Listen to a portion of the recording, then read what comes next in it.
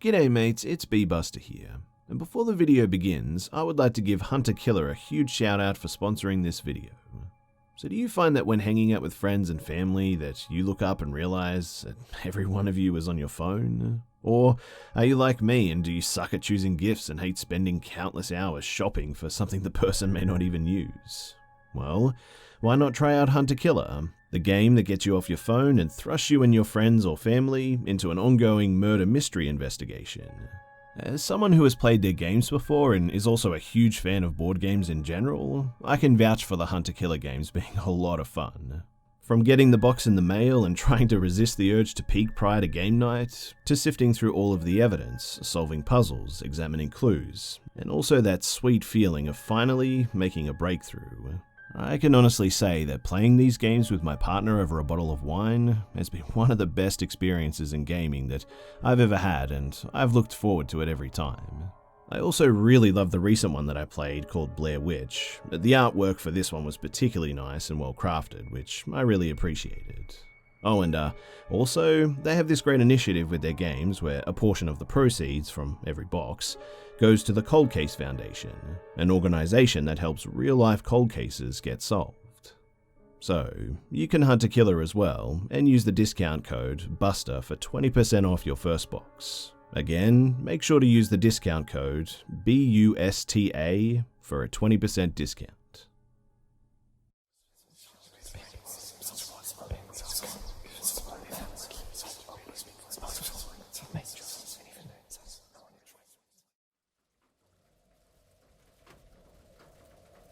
This happened over 20 years ago now. I was driving back home with my girlfriend at the time. It was Christmas Eve and my mother's family used to hold a large celebration at my aunt's house.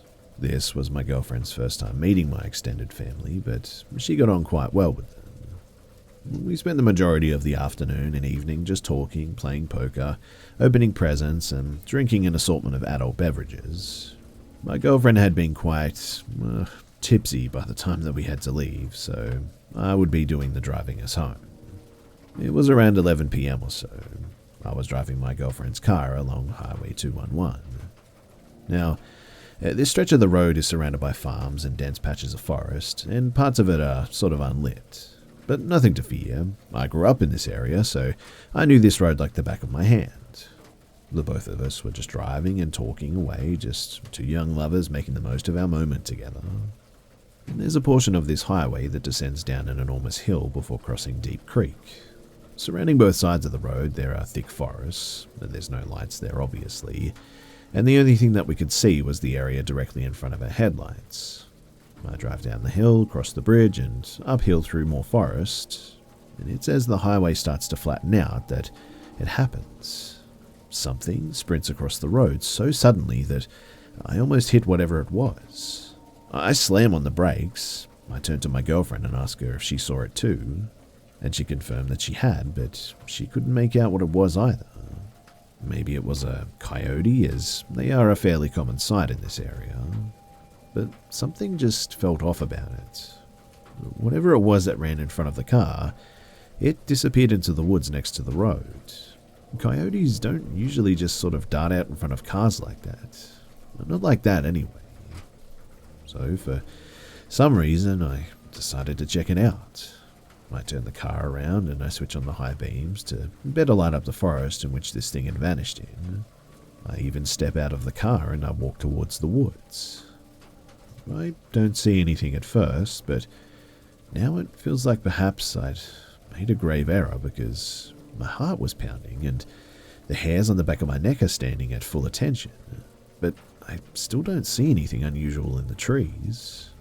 When suddenly, the car's horn blasts. It's not a beeping too that you'd get if you say your driver or passenger wanted you to hurry up and get in the car or something. No, this was a long blaring beep. I walk back into the car and I ask my girlfriend why she leaned on the horn like that. She didn't say anything, and instead she pointed to a spot about 50 feet from where I was standing. I looked over in the direction, and that was when I saw it. Surely this was the thing that ran in front of our car. It was a man, and he was completely naked. His skin was covered in dirt and mud, and in one of his hands he was holding something that looked like a hatchet. He looked back at us, and then he smiled and waved to us just before turning around and just walking back into the forest. Needless to say, we got the heck out of Dodge, and once we were safely driving again, my girlfriend explained what had just happened. While I was trying to look for the man in the area he initially vanished in, he circled back around and came out from another spot in the forest, beyond my car headlights. My girlfriend, thankfully, had seen something out of the corner of her eye, and that's when she saw him. But before she honked the horn, he was allegedly walking towards me too, his hatchet raised as if ready to make the strike. We called the authorities once we got back home safely, but they never found anybody, or if they did, they just didn't tell us. But the officer that we did speak to explained his theory and said that the man was obviously looking to ambush unsuspecting lone travelers for Lord only knows what reason. And we all agreed that my girlfriend's quick thinking saved my life that day, as it let my potential killer know that I wasn't alone out there. I actually moved back into the area recently too, so I now drive that highway often. No naked hatchet man sightings yet, but I can tell you that I'm definitely extra vigilant these days, especially near Dig Creek.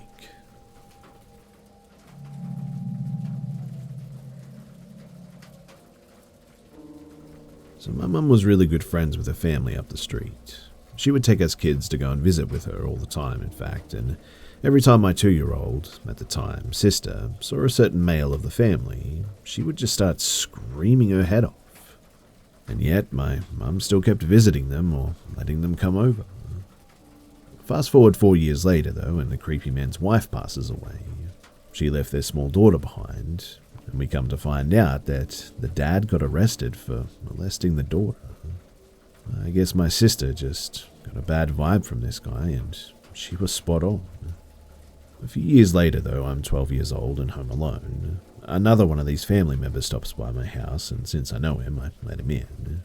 He asks to see my room. He's about 20 years old, but me being young and naive at the time, I oblige. And as soon as he's in my room, he grabs my face and tries to kiss me. I pull away quickly and asked, what the heck does he think that he's doing? And he said that I gotten so pretty, which made me feel sick. Luckily, we both heard the front door open and slam shut, so he rushed out. My mum realized that something was up, though, and never let anyone from this family ever come around again.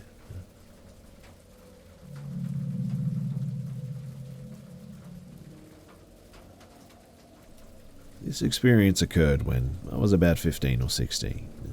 I was also with a friend of about the same age, and his dad too. When we were in the woods behind our houses, we lived in the same neighborhood. We went into these woods many times to hike around and play paintball and whatnot. And one day, we decided to go a little bit deeper into the woods just to, check it out. A little background too is that this is an old growth forest protected wetlands that are a few square miles and surrounded by roads on all 4 sides, located in the northeast of the US. For a while we were just wandering along, and it was mid-late spring, so the forest was pretty lush and green, when one of us sees a small patch of white coming through the woods. It stood out pretty easily in contrast to the green leaves, so we decided to investigate, and the 3 of us headed off in the direction towards this mysterious white spot coming through the leaves. Now, if you've ever walked through dense woods before, then you'll know it's difficult to walk in a straight line because of fallen logs and brush and whatnot. Well, we keep walking, though, towards this object for what seems like a while. I've racked my brain, but really can't recall how long, too. But this white object still hasn't come into focus. It still looks like a white blot, and it's just as far away as when we first spotted it. We didn't think too much of that at first, or at least I didn't, and continued walking in this direction.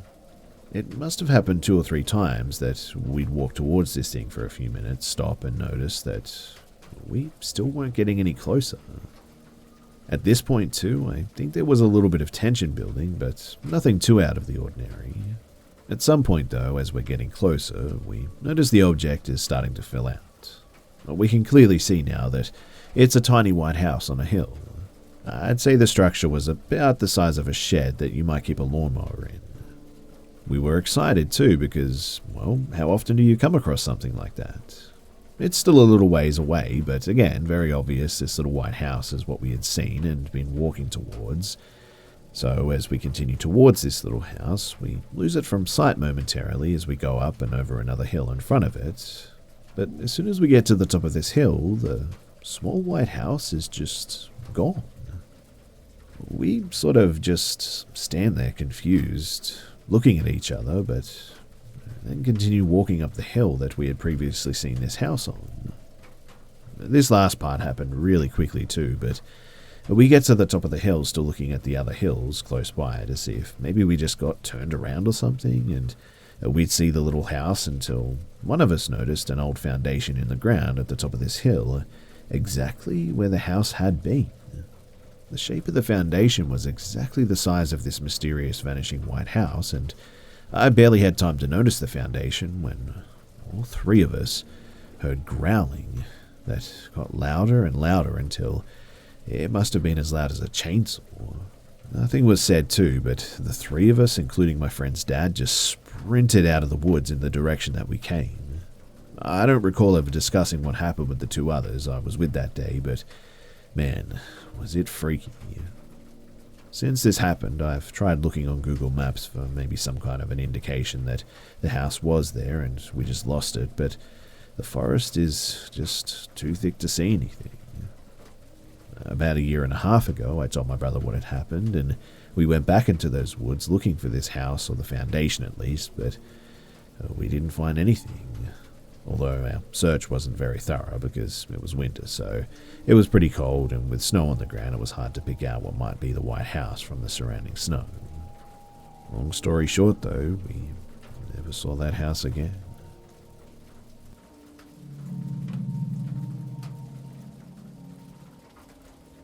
When I was 13, the dawning of a new millennium took place on New Year's Eve. While people were fearing the worst with the Y2K bug, or out partying and drinking, I was home alone. In 1996, my parents had split up, and from there they divorced, and my mother and I moved across the country from Oregon to Tennessee with her best friend. On the eve of the year 2000, I was home alone, and my mother was currently out of state. Now, this didn't worry me, as this was not the first time. I often came home alone to find a note on the kitchen counter saying that they'd gone to Florida for a few days and that there were groceries in the fridge and whatnot. Since the divorce, she was regularly leaving me alone for long periods of time to go to Florida. But we lived on a relatively quiet road surrounded by trees and set a few miles out of town, and I knew most of the people, if not by name then by face, enough to wave and small chat with, and had never before been given a reason to be afraid of being alone. On the night in question, though, I was staying up late watching television. I remember that I was watching the movie His Bodyguard on USA Channel, and had most of the lights on in the house. Not because I was afraid, but because at 13, I wasn't really concerned with electricity bills or saving the environment. I felt completely safe and protected with my little bubble of a home. As I was watching the movie, though, I kept hearing these weird sounds outside. But I remember thinking that it was probably just the neighbours. Though they weren't extremely close, a couple of them were having a party and people over for the holiday season, and about halfway into the movie, however, the power in the house just suddenly went dead. I sat on the couch for a minute, just sort of in a panic daze, because it was near midnight and pitch black. I remember thinking the power must have gone out and that it would come back on, so I just decided to sit on the couch with my blanket and wait it out. A few minutes passed by when I heard a noise in the kitchen where the back door is, and my heart started racing in my chest because I thought it sounded like the back door being shut.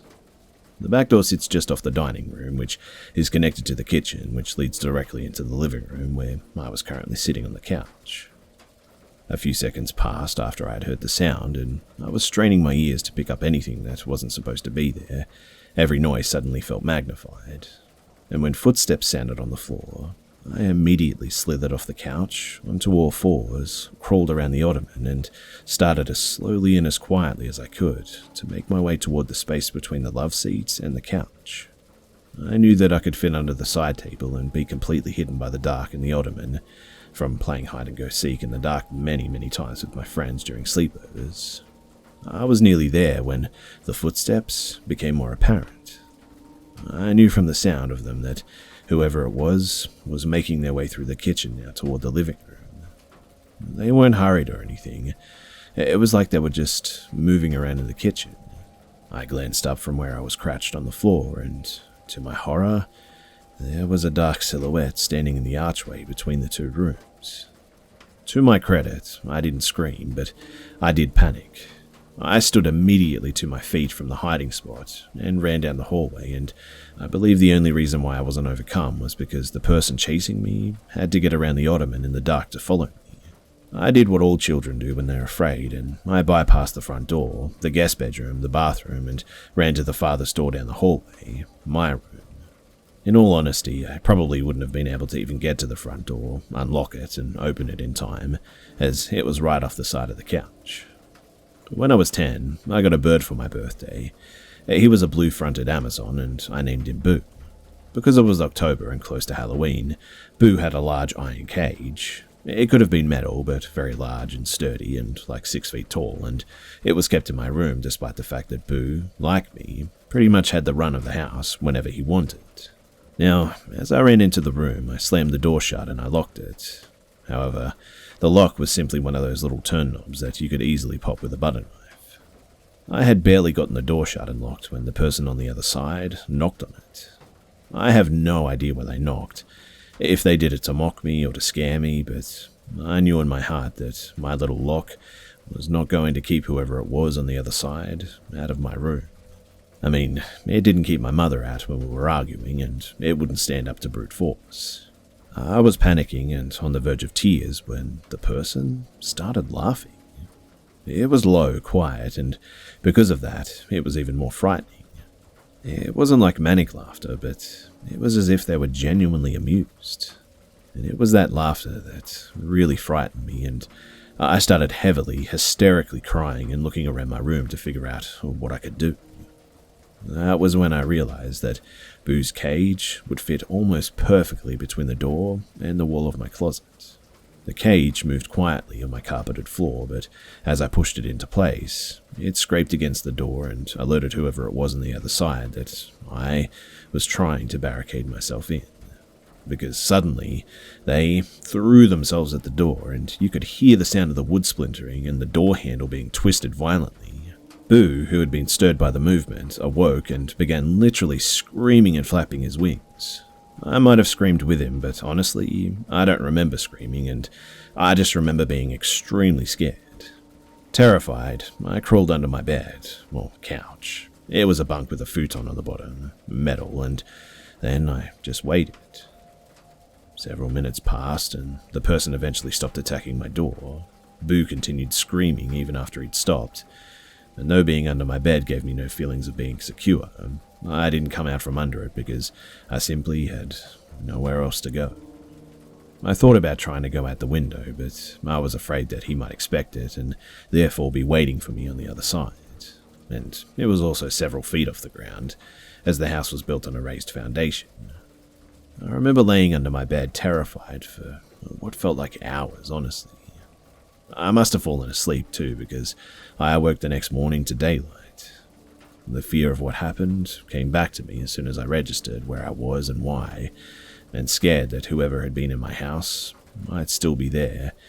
I decided to crawl out the window and run to a neighbor since it was daylight outside, and therefore I felt less afraid. Crawling out of a window is actually a lot harder than it looks, and I did it less than gracefully, as I was not, and still am not, the most coordinated human being. But once I got back on my feet, I carefully made my way around the house, and that's when I noticed that the back door was wide open. Scared, but feeling braver now that I was outside and that it was morning instead of pitch black night, I walked up the back steps and peered inside. Seeing nothing out of the ordinary, no terrifying man leering at me, basically, I decided to go inside. Looking back, I cringe on how stupid I was and just how this could have turned out, and I wish I could have told my younger self to make the smarter move and just go for help, but thankfully, no one was inside the house. I did a terrifying, heart-pounding room-to-room check, looking in closets and under beds, behind the couch, and anywhere I thought that even a small child might be able to fit. I even popped the lock on my mum's bedroom so that I could check it, and then relocked it afterwards. And when I was positive that there was nobody there, I went back to lock the back door. I had left it open in case I needed to escape, and noticed that the breaker box in the opposite wall was open, and that the main switch had been pulled. I flipped it back on, locked both locks on the back door, checked all the windows in the front door, and then I called my mum, where I once again broke down crying hysterically. She called a co-worker who came and stayed the entire day with me as they drove back. My mum still took random trips to Florida after that, but I always went with her from then on forward. Oh, and by the way, my mum actually had to help lift me back into the bedroom window so that I could move Boo's cage out of the corner between my bedroom door and the closet, and we never had another incident at the house, and we moved into town to an apartment about a year later.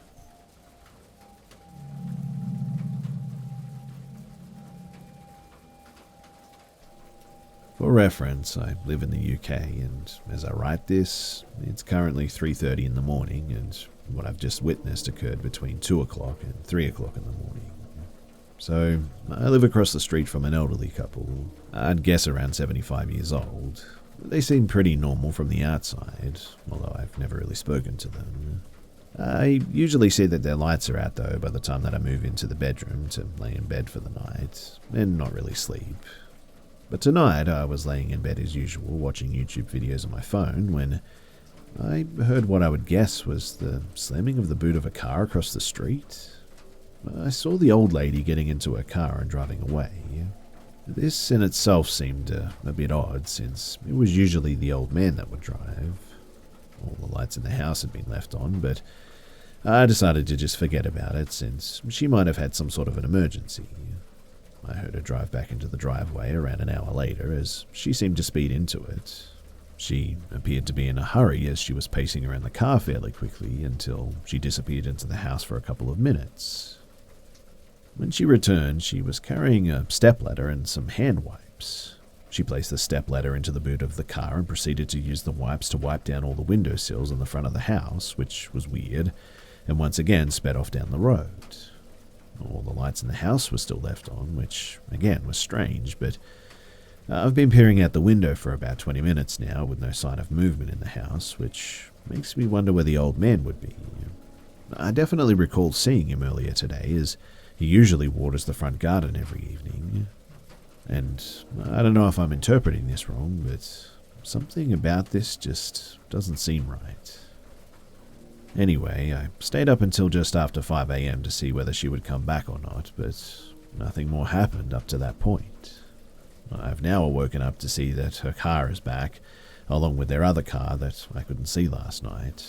They have a rounded driveway which isn't really completely visible from the window. I assume the other car was behind the bushes though. It is completely possible that the old man had driven somewhere that night and she had driven to join him. I agree that the unexplained behavior does seem like maybe dementia or something, and it is the most likely reasoning, I suppose. But for both cars to now be visible, I assume that they're both in the house, and I'll keep an eye on the house today for any sign of the old man. Update. So, I was out during the day today, and when I returned, another car was in the driveway once again, with what seemed like a note stuck up on the porch window. I didn't want to walk up to the door in case someone was in there. I was heading out again for the evening, but as I was pulling out of the driveway, they both returned in the same car. The old lady had been driving the night before, with the old man driving like he usually does.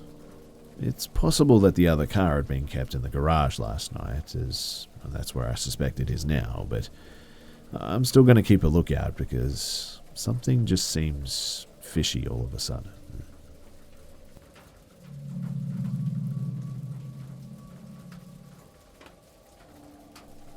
My sisters and I were teenagers. Our father told us this story, which has always stuck with me all these years later, of something that happened to him when he was a child of about 10 or so.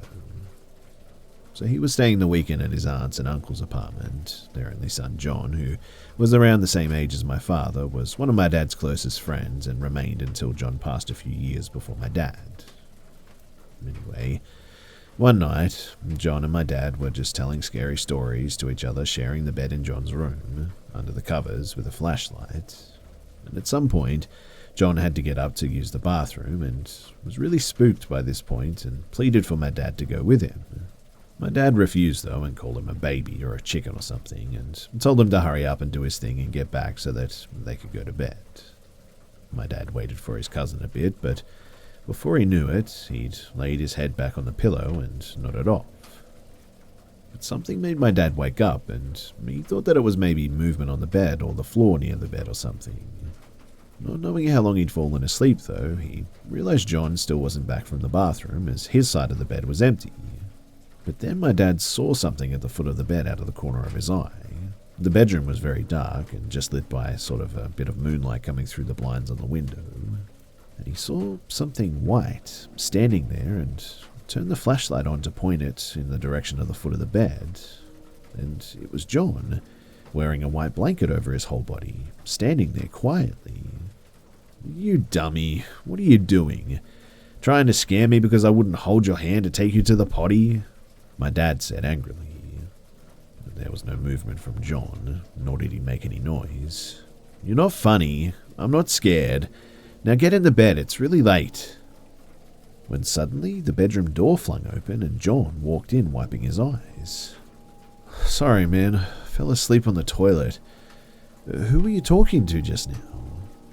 Well, my father whipped the flashlight back to the foot of the bed, and there was no figure in a white sheet standing there anymore. But my dad, he jumped out of bed immediately and ran into the living room and sat on the sofa, freaked out and near tears. He told John, but John thought that he was trying to scare him and just laughed it off, and told him to come back into his bedroom and go to bed. But my dad, he wouldn't budge and said that he barely slept at all that night, as he was afraid that he'd see that thing again. My father said after that night that he and John just never spoke about that incident again, and it also never happened again.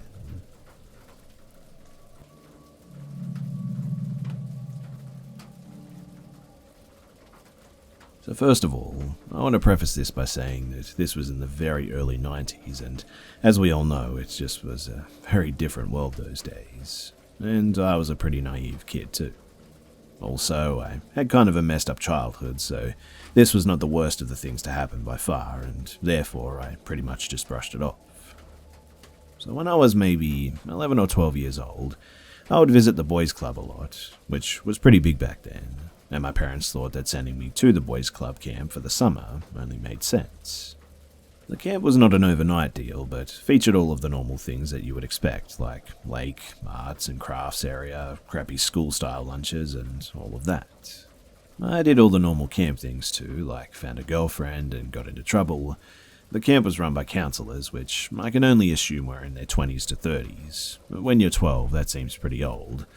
And, as you would expect, they would come up with some pretty interesting punishments for kids, like being forced to carry a huge wooden totem pole in circles in a hot field for some time. I never actually had this punishment, but I remember one of the older kids doing it.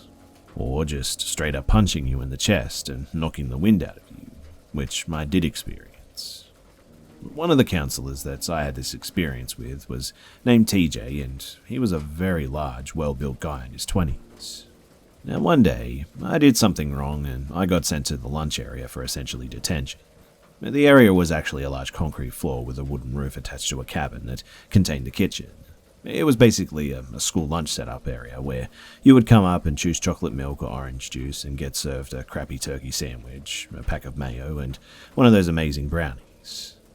When I get there, I notice that there are about 4 or 5 kids already sitting at the benches, and TJ is in the front of everyone by the lunch serving area, pacing and saying something. I sit down, and I don't really remember what happened until things started to get weird. TJ pulled out a knife and got an apple. He started skinning and stabbing it, saying stuff like, "This is what I'll do to you if you get in trouble again." and other things of that nature. At this time, I honestly did not feel scared in any way due to my tendency to completely shut down when crap gets bad, but I did remember feeling creeped out and that he was trying really hard to be threatening. The younger kids, especially a little girl who was maybe 8 or so, was really freaking out and crying. The next thing that I remember is him telling her to follow him into the kitchen. I then heard lots of screaming and crying coming from the back of the kitchen, and after a while he came back with her, and her face was streamed with tears, and I remember it vividly. He then looked at me and another boy and told us to follow him as he escorted us to a huge walk-in refrigerator and brought us inside. Then he said, "I want you both to start screaming and acting like I'm going to kill you in here. If you don't make the other kids scared, I'll kill you for real." We did as he asked us to, and when he closed the door, we started screaming and wailing at the top of our lungs. At this point, I honestly thought that it was kind of funny because I rationalized that the little girl was told the same thing. Anyways, after 5 or maybe 10 minutes, he let us out and told us to go back to our benches. Again, I don't remember anything after this, just kind of blank, but I remember when I got home that night from camp, telling my mum about it, and I remember she called somebody, and I think the guy got fired. I don't remember ever seeing him again, and my parents never sent me back, and I never really thought about it much growing up. But as the years have gone by, and I look back to the things that I shrugged off as normal, I can see now that they were anything but that.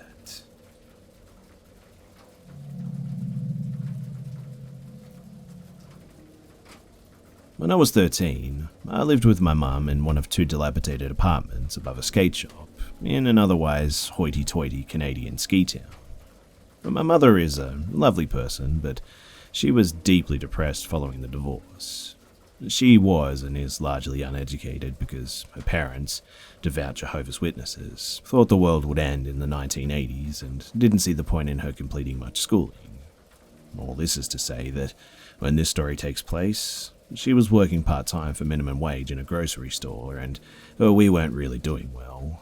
We got most of our food from food banks, second-hand clothes from other JWs, furniture from the garbage, and all we could afford to live in was this terrible apartment. And when I say terrible, I mean terrible. All of the floors were crooked enough to feel the incline.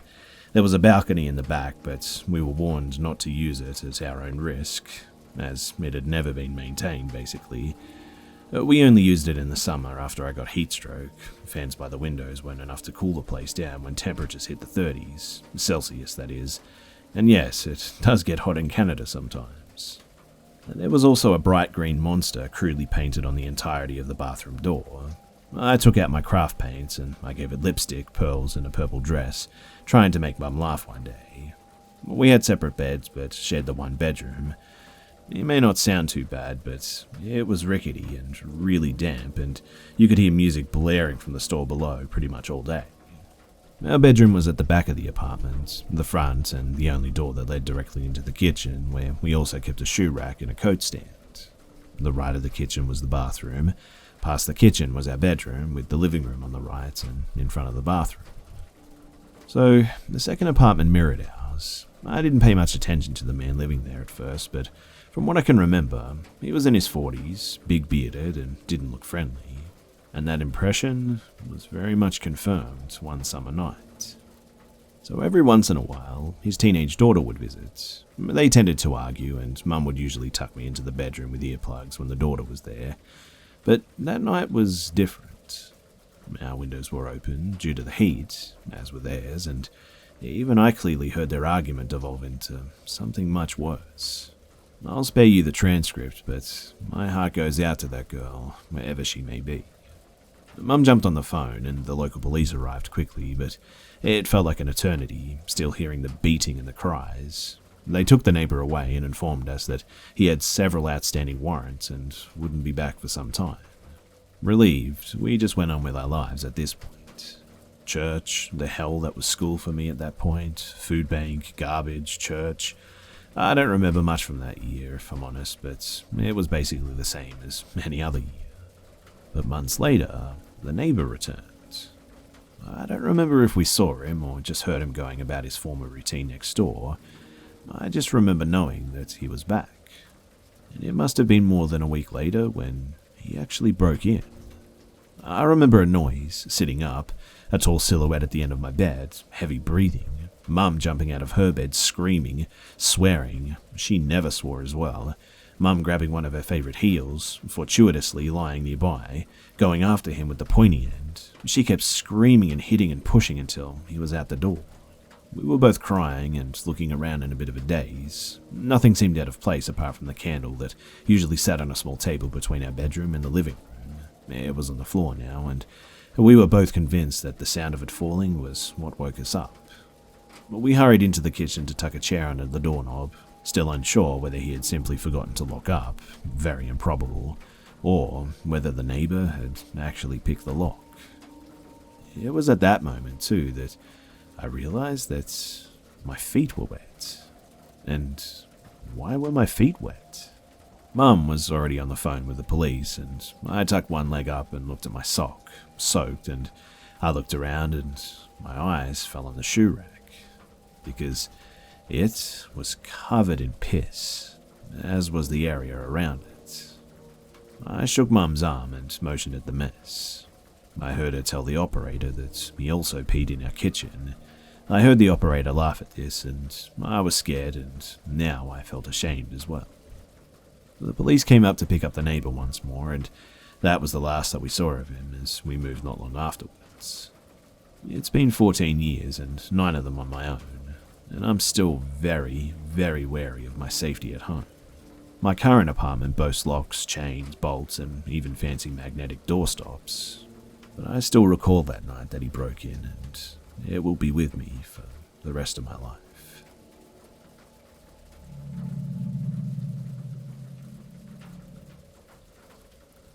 First off, this story happened almost 10 years ago. I'll jump right into it too because it's pretty long. So, I got home from work one day and I logged into Facebook to find a message from someone that I didn't know. It was too long ago to remember verbatim what was said, but it was something along the lines of, "Hey, I know you have an idea of who I am, but I've been trying to decide what to do for a few days and figured that I had to let you know what's been going on. Someone has been catfishing me using your identity for over 2 years, and I just found out about it last week." The sender of the email was clearly pretty shaken up and, understandably, was experiencing a mix of emotions. According to her, she had met the imposter online a little over 2 years prior to her writing this, and that they had been engaged in a pretty intimate long-distance relationship for a majority of that time. The imposter had created a Facebook and had over time reposted almost all of my photos with their own captions to them, including a good amount of art that I'd drawn that they took credit for. They also created fake profiles for a good amount of my close family and friends so that they could comment on the photos of themselves to make the profile seem legit. The funniest part to me is that, although most things in my real life seemed to be mirrored in this fake profile, I, a straight male, was instead portrayed as trans. I think the main reason for this was that the sender of the email and the imposter would actually speak on the phone, and imposter turned out to be a female in the end, and therefore needed a reason to justify her more feminine-sounding voice. The sender of the email was justifiably both angry and creeped out and wanted to find the catfish. She started asking me a lot of questions about my life, but phrasing them like, "Is your sister's name so-and-so, and did you go to such-and-such high school?" Some of them were clearly information that anyone could glean from a quick browse of my profile, but then she asked, "Is your best friend so-and-so?" Which struck me as odd since, despite this person actually being my closest friend, and who I spend the most time with, we have barely any Facebook photos together and most are from a long time ago. Then she asked, "Were you adopted and are you half-siblings with so-and-so and such?" Which sealed the deal for me since I knew for a fact that I had never posted about being adopted online. The sender of the email already had an idea that this person had known me in real life, but this confirmed it for me. The sender of the email had contacted me shortly after confronting the imposter for the first time. I guess after 2 years that they'd finally become suspicious of the fact that the imposter wouldn't show their face. I have no idea how it took this long for them to figure out that they were being played, but I'm glad that they finally decided to give the ultimatum of show your face or I'm cutting you off. I'm pretty sure too that this was the point where the imposter admitted to being a catfish, and that she'd been using the identity of someone that she had a crush on in high school before hanging up. I was given the URL so I could look through the profile myself, which was up for about 2 days after I saw it before it was all removed. It was definitely really bizarre. The imposter had posted more than I ever had on Facebook, and it genuinely seemed like they'd lived a pretty involved double life online as me. I mean, almost everyone I'd posted photos with on my real profile would then have their own fake profiles created that had enough content to be genuinely convincing so they could be tagged in and validate these new photos. Some of these profiles seemed to have gone and made their own real friends as well, and I wondered if any of those were used to facilitate even more online dating deception. Either way, the amount of time that this person had spent fabricating their alter ego's online presence was pretty shocking to say the least. The whole time I'd been crawling down this Facebook rabbit hole, the sender of the email was looking through my real profile, and after a while she sent me a message saying, "Did you take these photographs?" and showed me what I remember as a black and white photo of a barn or something like that. And obviously I had it, which was weird since everything else on the fake profile originated with me, and she'd noticed the discrepancy. We both tried reverse image searching with no luck. Then, either through a stroke of genius or somewhat suspiciously, I really couldn't tell, she thought to flick the fake number the imposter had written into the fake Facebook profile around in reverse, and a Google search came up with a landline that belonged to the home address of a girl that I'd gone to high school with. Real me was Facebook friends with real imposter's profile, so we both went snooping around and found the photo that she claimed that I'd taken, which pretty much confirmed to me that this was the imposter. I'm pretty sure that there were more indicators to the sender as well, but I can't really remember. I thought about messaging her for a while, but decided that it probably wouldn't lead to anything good. At the time, my thoughts were definitely, let's not meet. I talked a few times with the sender of the email just to try and decompress a bit, but honestly just wanted to distance myself from the situation, and also had my suspicions about the sender as well. I figured that maybe it was the imposter's one last ditch effort to try and talk to me, although when it was all said and done, the sender seemed to be eager to leave this all behind as well, so maybe not. Either way, it was a really strange experience, and I felt mostly freaked out and violated, but I guess there was a small part of me that was flattered by it too, I won't lie. I had a lot of mixed emotions, but the weirdest part to me is that I'm a really approachable person and would have definitely been willing to talk and probably been friends if this person had just approached me instead. Although, I'm still not sure if this was done out of an obsession for me, or if this person felt like I wasn't just a suitable image to base this fabricated person off of or something. I remember talking to her probably twice throughout high school, and I really didn't have a very good idea of who she was, other than a quiet hipster girl. It's been years, but I've gone from being very put off to always wondering just why this person chose me over a myriad of just other more attractive or interesting people online to base their other life off of. According to the sender, though, who contacted me, she'd probably spent more time online pretending to be me than she actually did going about her own life. I have a tumultuous history of addiction and have had plenty of my own escapes, which is why it's always fascinated me that someone would want to pretend to live someone else's life as a means of doing that.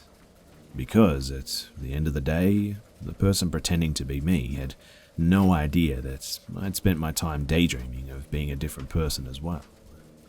I guess it just goes to show that no matter how much you wish you were someone else, chances are that the person has plenty of their own reasons to want to escape their own demons, or for their own reasons. Anyway, thanks for listening, and I do hope one day that I can talk to this person face to face.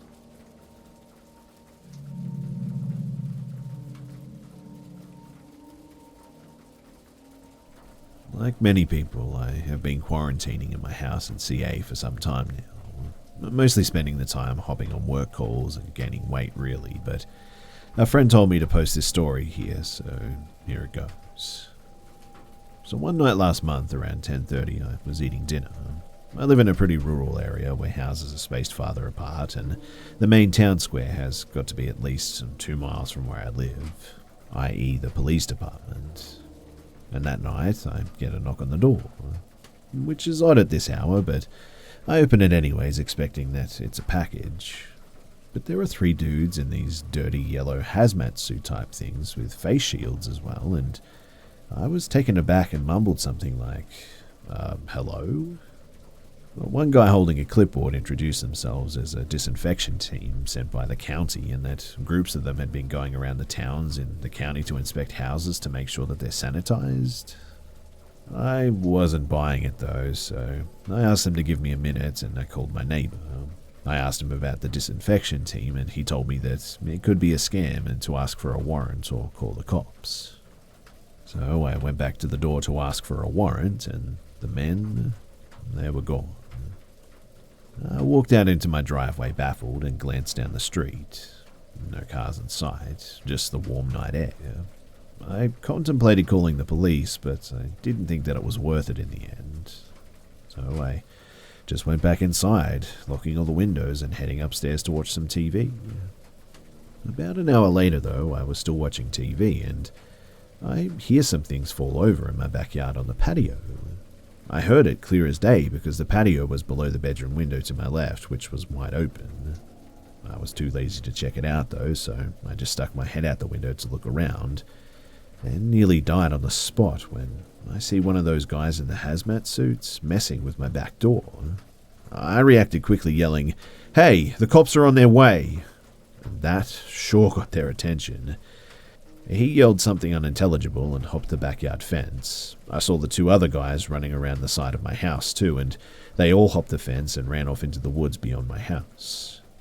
I picked up my phone from the nightstand and dialed my local police, explaining the situation as I could still see their yellow figures disappearing into the woods. The cops eventually came though, and we made a very creepy discovery. The 2 guys who had been around the side of my house had apparently been trying to pry open my dining room window with a crowbar. I asked if they could check it for fingerprints, and I kid you not, one of the officers responded with, "What do you think this is, the CIA?" And quite honestly, that just really ticked me off. I don't know what it is, but it just seems like small-town police officers don't really care. At least the ones where I live, anyway. But the men had been wearing gloves anyway, so it didn't matter in the end. But I guess I just wanted to inform everyone and let this be a lesson, because I sure do hope that nobody else falls victim to this kind of scam.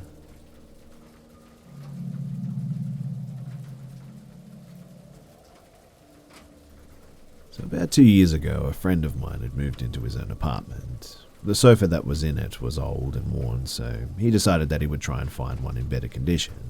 And he asked me to help him to look for one, as my dad had a van and we would need to use that to transport the sofa. So we went on Craigslist to have a look at what other people had for sale. We came across one ad that stated a 3-seater cream leather sofa, great condition, free to first viewer. There was a picture of it, and it honestly looked in perfect condition, so we thought that we would try and snap it up. Now, the ads had been there for a week or so we thought that maybe it was already gone and that they just hadn't taken the ad down yet or something. So my friend decided to contact the seller and nearly instantly got a reply saying that they still had the sofa and it was available if we could collect it. I was a bit wary that it was still available. I mean, a free sofa in perfect condition that had been up for a week? Nobody has taken it yet? I don't know, but we thought that maybe there was something wrong with it that could only be noticed when viewing the sofa, and it was maybe hidden from the pictures or something. It was a weekend though, and we had no plans, so we decided that we would just go and check it out anyway. So my friend contacted the seller back and organised a time and a place to meet up. They decided on a local McDonald's car park at 9 p.m. as the seller said that he was in work until 8 p.m. and would need time to get ready after work. The seller said that he would be driving a green Honda Accord with a trailer too. So we pulled up to the McDonald's car park at around 8:50 p.m. There were loads of people around, so we had really no reason to think that we would be in danger or anything. At about 8:55, my friend got a text saying that the seller was about 15 minutes away, and they asked him to describe what vehicle we were in, and so he did so.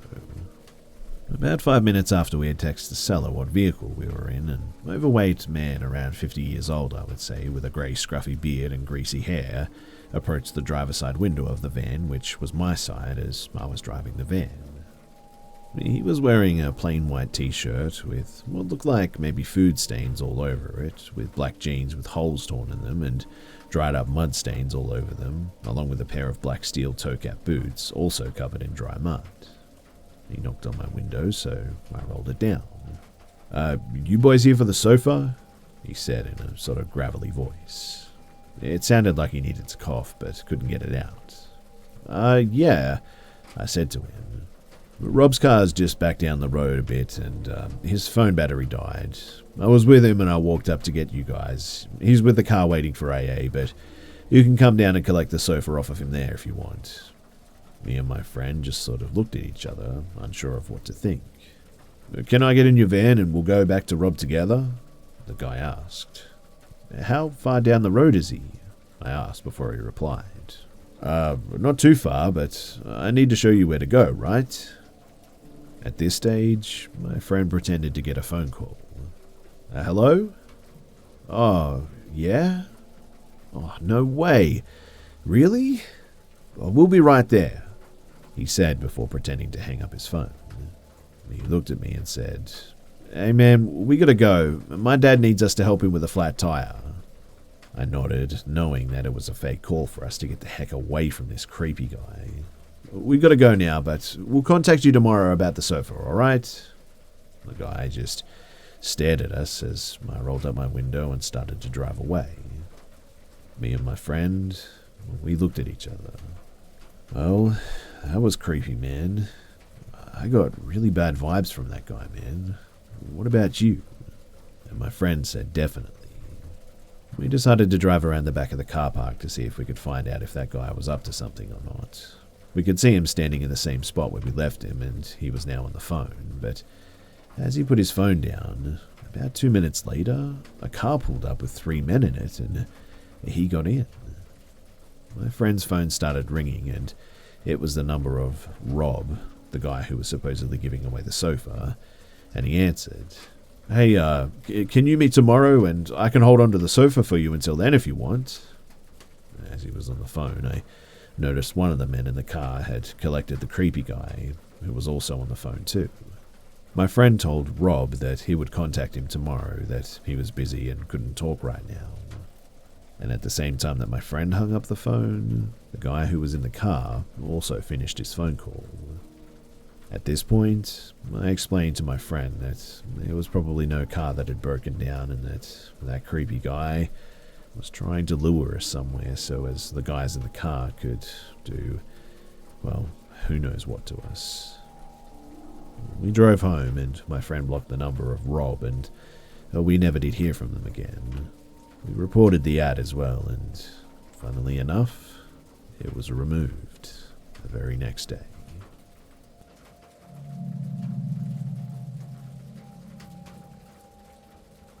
This happened when I was 6 years old. I'm 22 and female now. My family travelled to British Columbia for my aunt's wedding. I was the flower girl, and the wedding took place at a more remote church ground beside the ocean with beautiful docks. The wedding went off without a hitch, and I tossed some flowers and scratched my itchy dress. Following the ceremony, everyone came outside to do photos on the docks and stuff.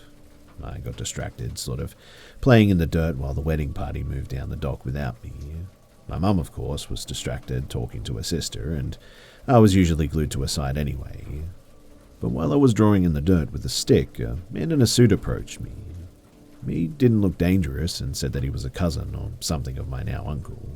He did look familiar to me, but I didn't know why and I couldn't put my finger on it. He said that my mum and my auntie had tasked him with watching me while they took photos and stuff. I didn't know any better, so he took my hand and began walking me back to the church where the reception would be, but towards the dirt road leading out of the property. Everything went fine and dandy, and we were now almost up the road where a tree line blocked the exit, when I heard my mum scream, "Don't you effing touch my daughter," and turned around to see her running down the dock towards us. Now, for context, my mum is a sort of heavier woman, and that is the fastest that I've ever seen her run in my life. She looked absolutely foaming at the mouth and raged, but the man squeezed my hand like he was going to make a break for it. But I guess that he decided otherwise when the rest of the guests saw my mum scream running and started making a beeline for us too. He jumped into the woods beside the dirt road. Nobody recognized him, and when the police came, there wasn't much that they could do because a statement from a scared 6-year-old, well, it isn't very useful. The police ended up assigning someone to sit at the only entrance to the property while the reception took place in case that he came back for whatever reason. My mum kept me glued to her and left a little early with my brother and I after that too. But it dawned on me when we were going back to the hotel that the man was from the hotel. I think that I had seen him looming around about the swimming pool and in the continental breakfast room. Apparently he was eavesdropping and somehow found out that we were going to that wedding. I told my mum and she was furious. She told the hotel front desk and got me to tell them what he looked like. And with the key information that he was wearing a suit, they told us that he had already checked out in a hurry and left. They said that they would file a police report with the information that he had provided when checking in, though he paid for the room with cash, so there was no way of knowing if it was actually an alias or if it was him. My mum decided to take us to another hotel on the other side of town that night. The police never followed up with her, and a few days later we went back to my home province. And I just don't think I ever really understood how much danger I was in until I got a little bit older.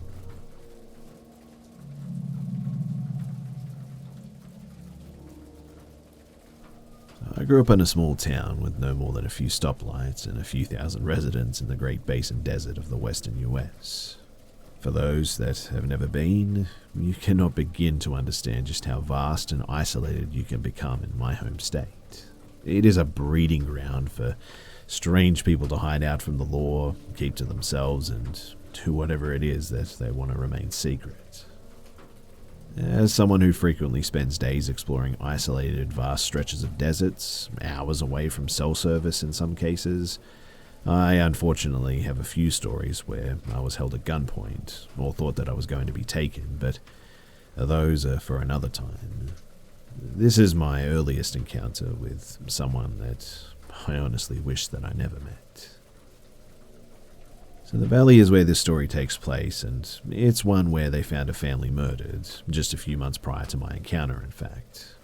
I didn't know this at the time, and while probably not connected, it gives you a feel for what happens in the desert.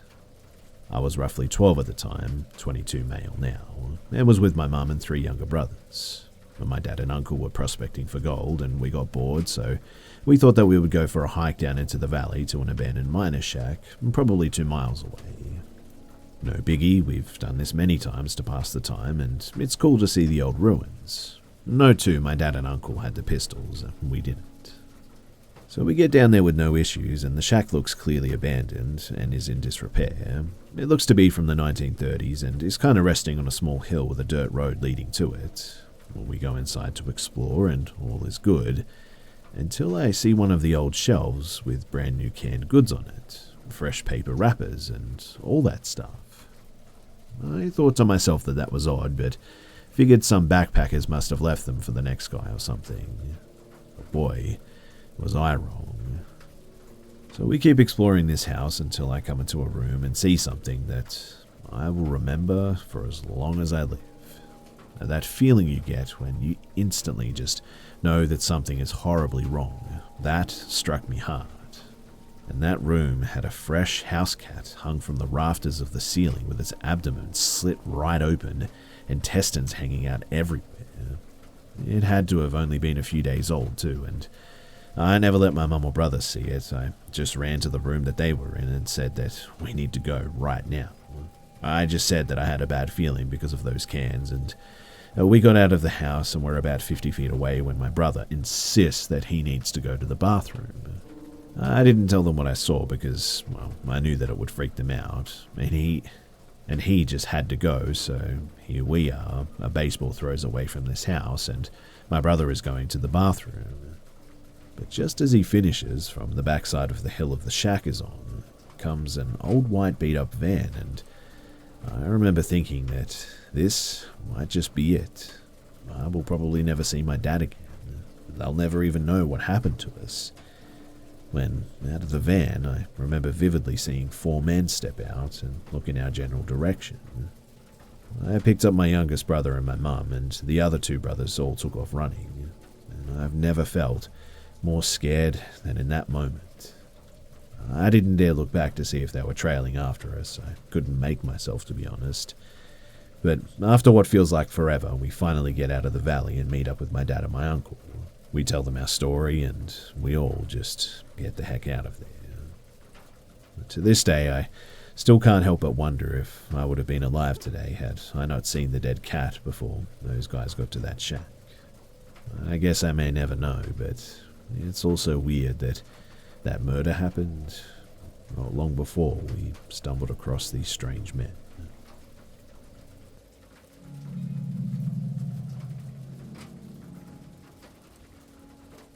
So before I start retelling this particular experience, I want to preface it by giving my reason for sharing it. So this happened some years back, and I've always been quick to just kind of push it off and try to forget about it, but a conversation that I had recently inspired me to write my story out so people with more experience of the paranormal or supernatural phenomena might tell me what I witnessed, if anything.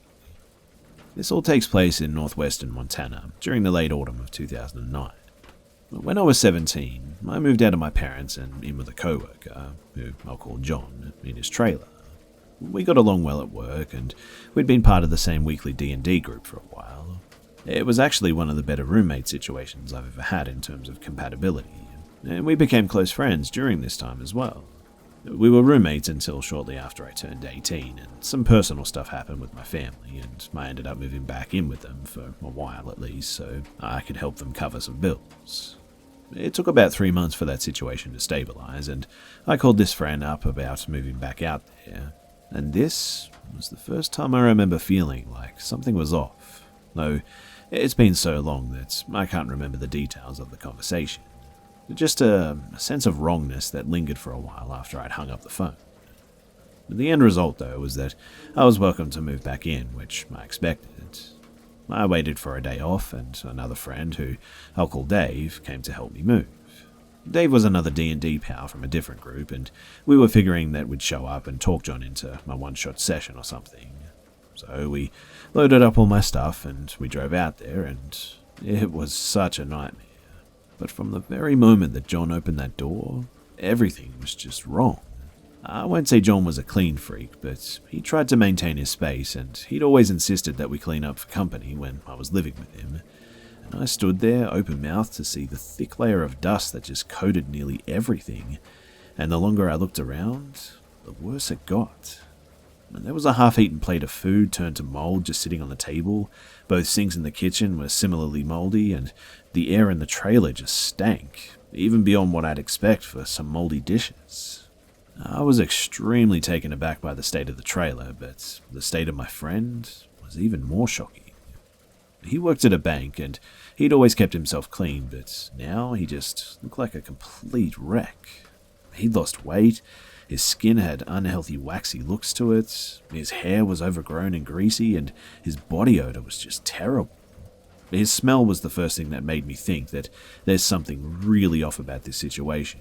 I'd been playing D&D and doing other nerd stuff for a long time, and I'm sorry to say that a lot of nerds don't have the best hygiene practices, but short story is that I've been in the presence of some pretty pungent body odor in my life, and this was not like that. It was almost the sickly sweet smell of something dead, but not quite. I've never really smelled anything exactly like it before, or even since.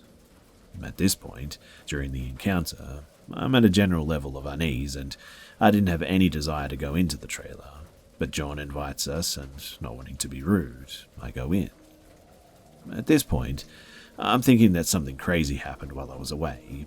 John wasn't dating anyone, so I'd figured that this was a depression resulting from heartbreak or something, and we kept in touch okay after I first moved out. And even when that fell off a bit, I still heard from our mutual friends about the D&D sessions that he was attending, so this was all just really weird. Regardless though, despite having not heard anything about it, obviously something had happened. So, standing there in this dusty living room with Dave, who was shooting me sideways looks the entire time, I asked John if everything is alright. After a full 3 seconds of silence, he assures me that everything is fine, just that he doesn't try to explain the state of his house or anything, and weirder yet, he goes, "You guys can crash out here," and just heads off to the back of the house.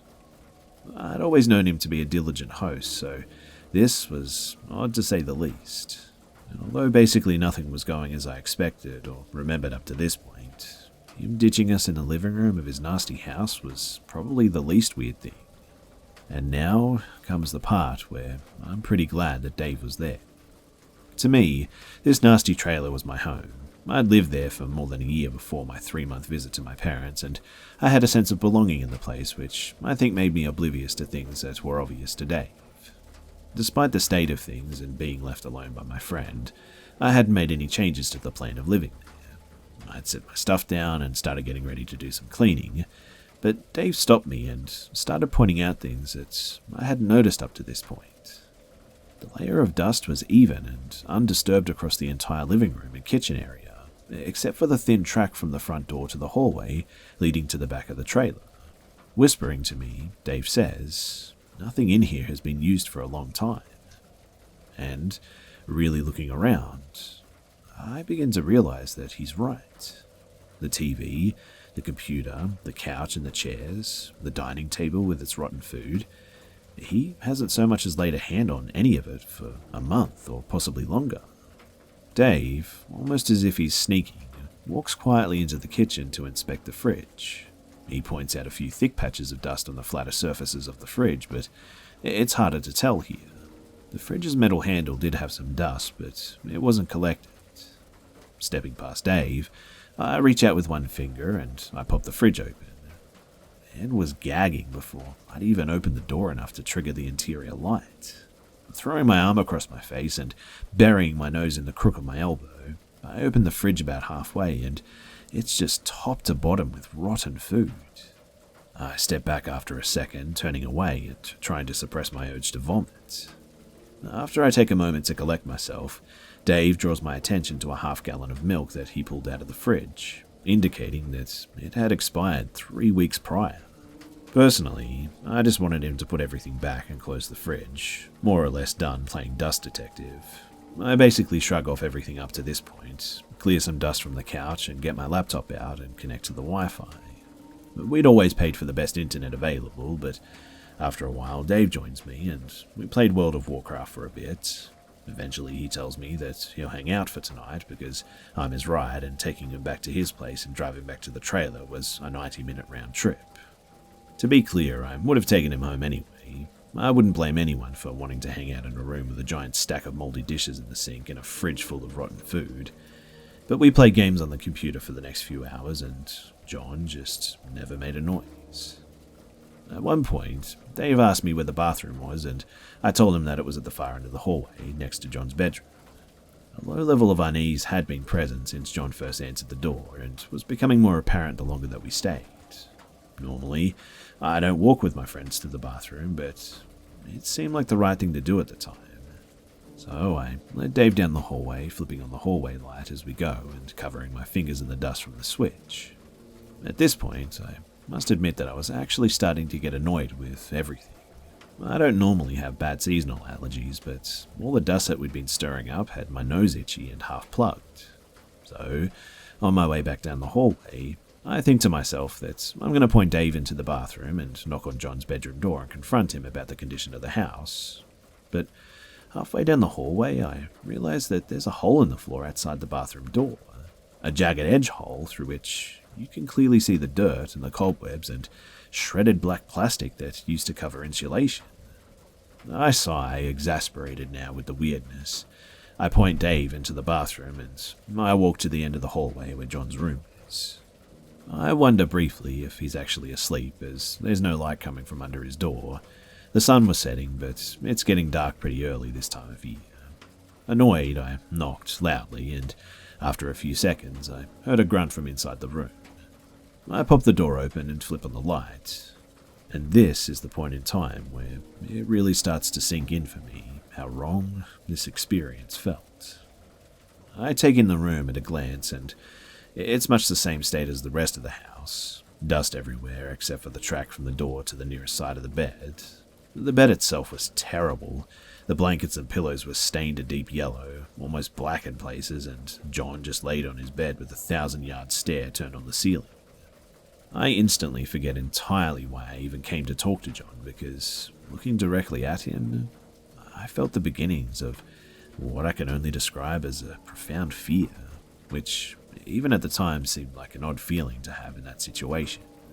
My sickly-looking, clearly depressed friend, laying on his disgusting bed, paying no attention to me at all. I mean, it was weird that I felt so scared. John was not an intimidating guy, short, kind of chubby and baby-faced, but in my gut, I was just terrified of him. I mumbled something about how I'd come to say goodnight, turned off the light, and I shut the door. I turned around to find Dave kneeling by the hole in the floor, which, as I write this, makes me wonder how long I stood in the doorway to John's room for. If I had to estimate from where I left Dave to saying goodnight to John, only 15 seconds or so elapsed, but he was already out of the bathroom, which was weird. As I approached, Dave points at the edge of the hole and tells me the wood along the edge is twisted upward, as if the hole was made from below. This part I wish I could confirm to be true. I'm including it in my retelling of events because Dave did say it to me, but I did not take the time to inspect the edge of the hole myself.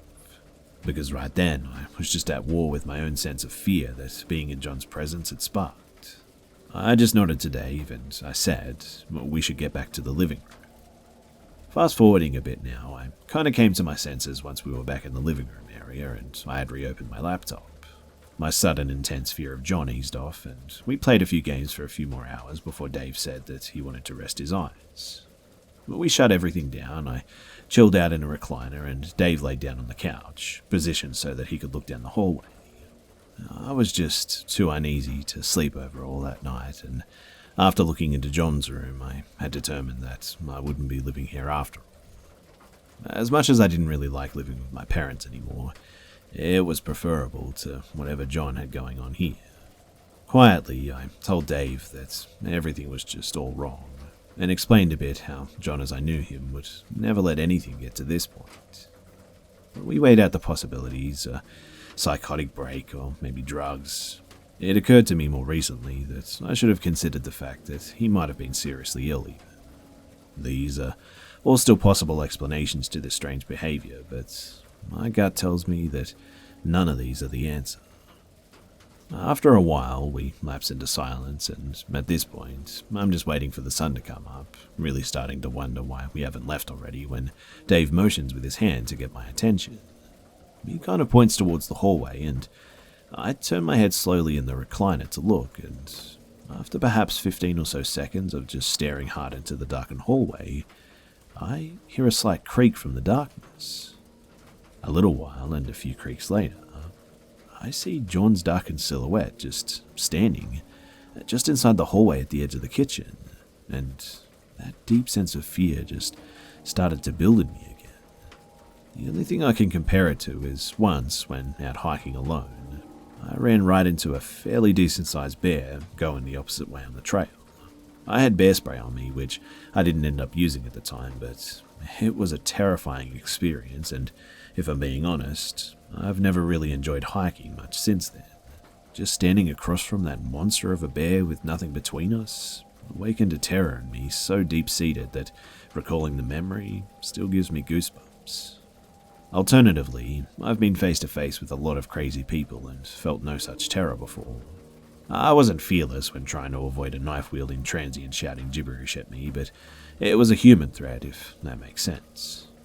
I realize that I've segued pretty hard from my retelling of events, but I feel making this clear as paramount, because seeing John just lurking in the darkness of that hallway inspired in me a state of fear so powerful that I feel I have no choice but to look for unconventional answers as to what happened to my friend. Because the only thing comparable to that gut feeling of dread that my short, chubby, baby-faced friend created in me was the time that I ran into one of the largest terrestrial predators on the planet, by myself, on his home turf, far and away from any help, armed with nothing but a can of bear spray. There was something wrong and dangerous going on that I can't justify analytically, but my instincts told me that I was in danger in a way that I'd never been prepared for. But to fast forward to the end of this story, we lay there in silence while he lurked in the hallway for hours. When I questioned Dave recently, he tells me that it was at least 2 hours that John just stood there, allegedly just staring right at us. Eventually, he crept back down the hallway to his bedroom, and quietly and quickly, we just got our stuff together and we snuck out to my car and we left. I did a little bit of a follow-up with our mutual friends afterwards, but got the same story from all of them.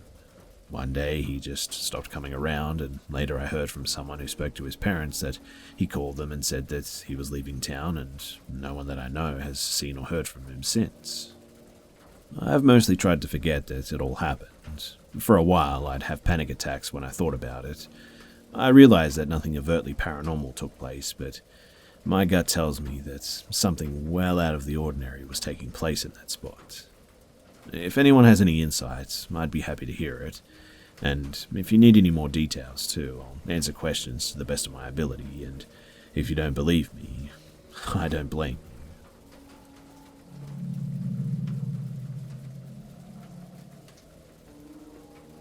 This morning at around 5 or 6, I woke up because I heard what sounded like feet shuffling on my carpet, and I thought that it was my cat, but when I opened my eyes, I could vaguely see a figure that was moving really unnaturally. Like, its arms were kind of dangling at its sides, and it had a bounciness in its step. It walked in front of me and then leaned to the side and tilted its head sideways like it was observing me. I was a little scared, but my room was really dark, so I just figured my eyes were playing tricks on me. So I closed my eyes and I told myself that I'm fine and don't open them, but I did, and the figure was still there. I quickly closed them again, and this time I didn't open them, but I kind of felt a weight on my mattress, like it was getting on my bed to get a closer look at me. I freaked out and I pulled my blanket over my face. Then I felt the weight leave my bed, but I still didn't remove my blanket. Eventually I heard my mum leave her room to use the toilet, and I finally got brave enough to look back at the figure, but by then it was gone. I know for a fact that it wasn't a dream because I could feel my heart beating and my mind was conscious and I was aware of my surroundings. I would not have been alarmed by this at all if it weren't for the fact that I could actually hear feet moving across my carpet, and I could feel some sort of weight on my bed. Like, my eyes trick me all the time, I'll admit that, but not my ears and never my sense of weight, and definitely never all three together. I couldn't see much of the figure, but I could tell that it had long arms, greyish skin, and large black eyes. It had a really tiny mouth that hung open, almost as if it was dumbfounded by what it was seeing, like it had never seen a person before or something. I don't directly believe in the supernatural, but I do believe that there's a lot about our world that we as humans just don't know. And who knows, somewhere in that vast expanse of abstract ideas that we're not aware of just yet, there could be an explanation for what I saw, and heard, and felt. But boy, I wish I hadn't heard or felt anything, because then I could have just passed this off as my eyes and brain just making things up. Anyway, I'm sleeping with all my lights on tonight, and I hope that it doesn't come back.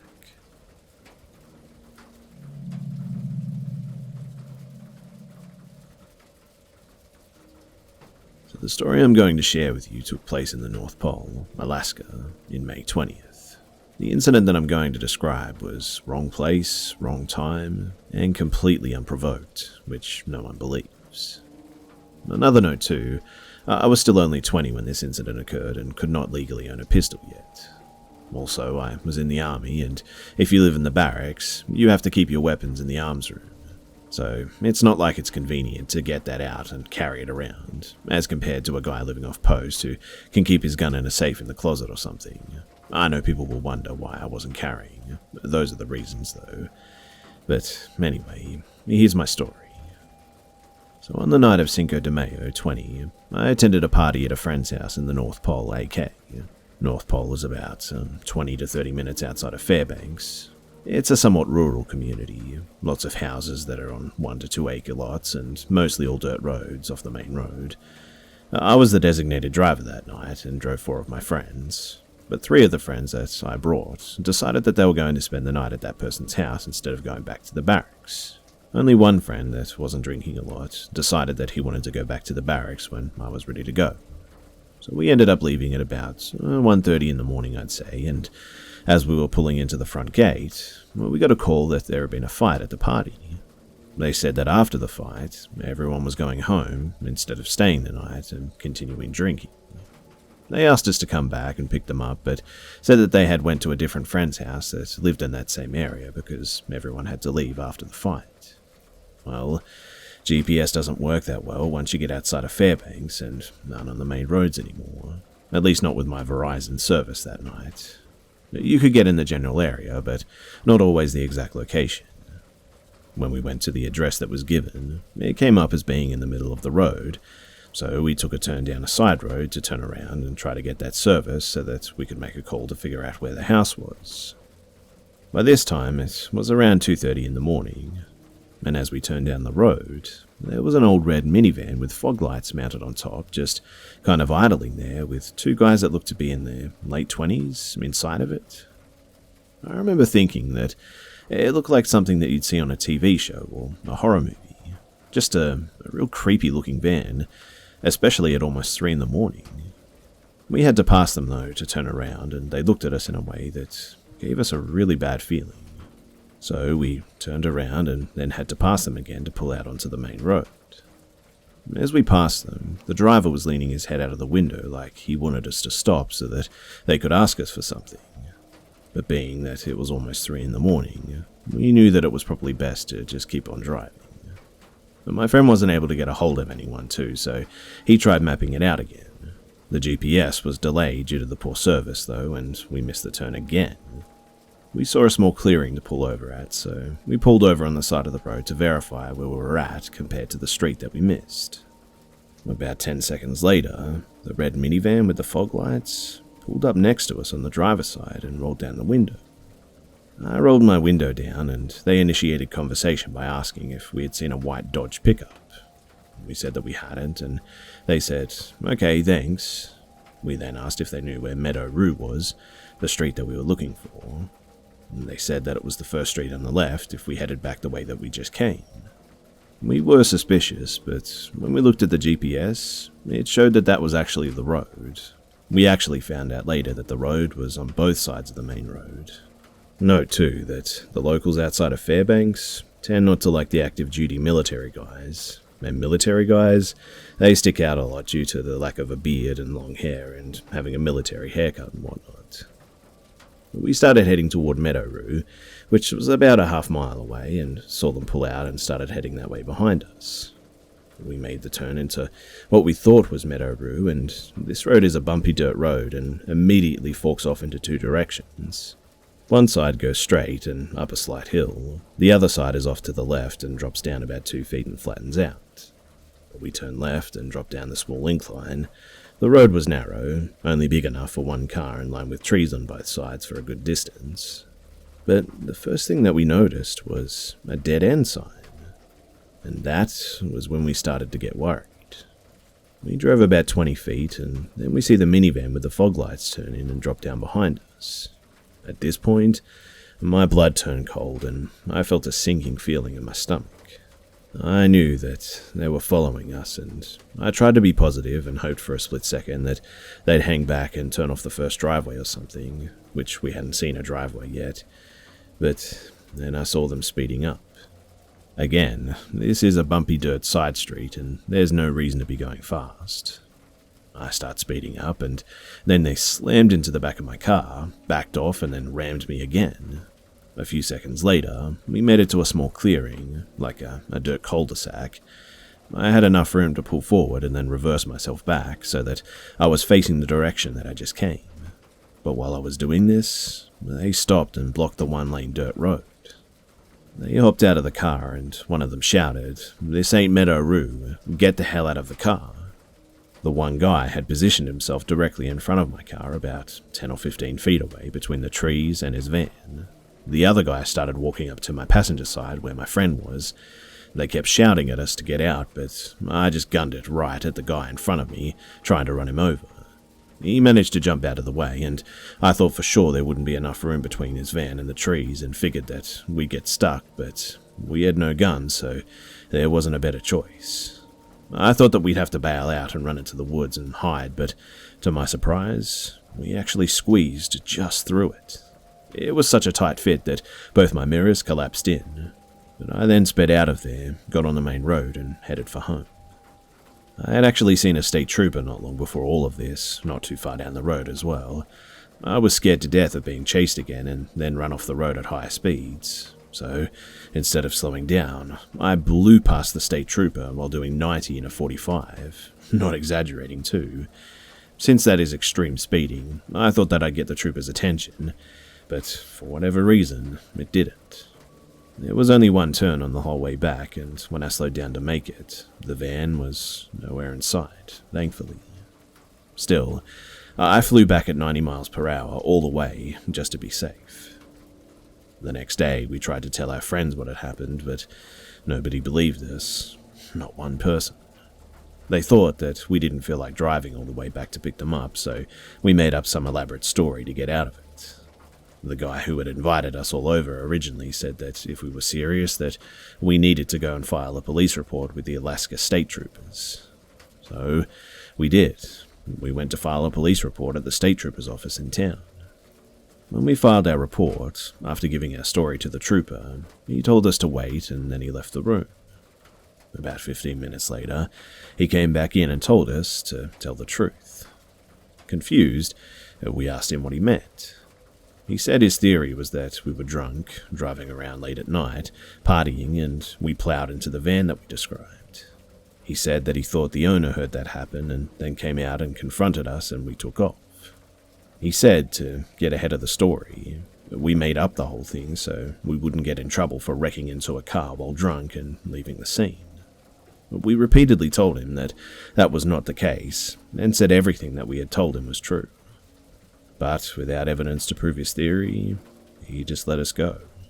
The next day he went and checked the area that we showed him on the map, and I guess when he didn't find a wrecked car, that he knew that we were most likely telling the truth. He called and asked us to come meet him out there to verify that that was indeed the area, but we told him that we didn't want to go anywhere near there again. About 2 weeks after that, though, he called and asked us to come in and possibly ID the vehicle.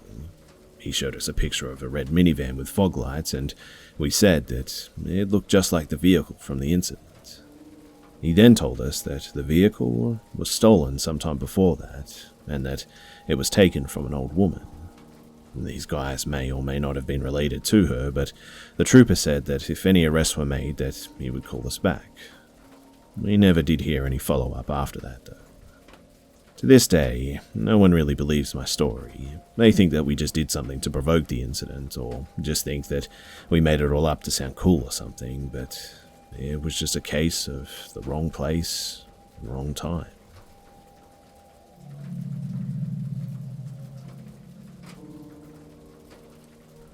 I'm a 20-year-old female, and I live in a very religious state, and grew up in a pretty religious family too, but I myself have never been religious or even spiritual. I'm an atheist, horror enthusiast, and the paranormal has never been something that scared me, but it's always something that I've been interested in. My hood rat friends and I love to go and explore abandoned towns and buildings. I've been doing this since I was about 16 and never had any scary encounters other than some rats and raccoons. This past summer, my friend suggested that we go visit one of the state's oldest cemeteries that's about 30 minutes up a canyon that I live right next to.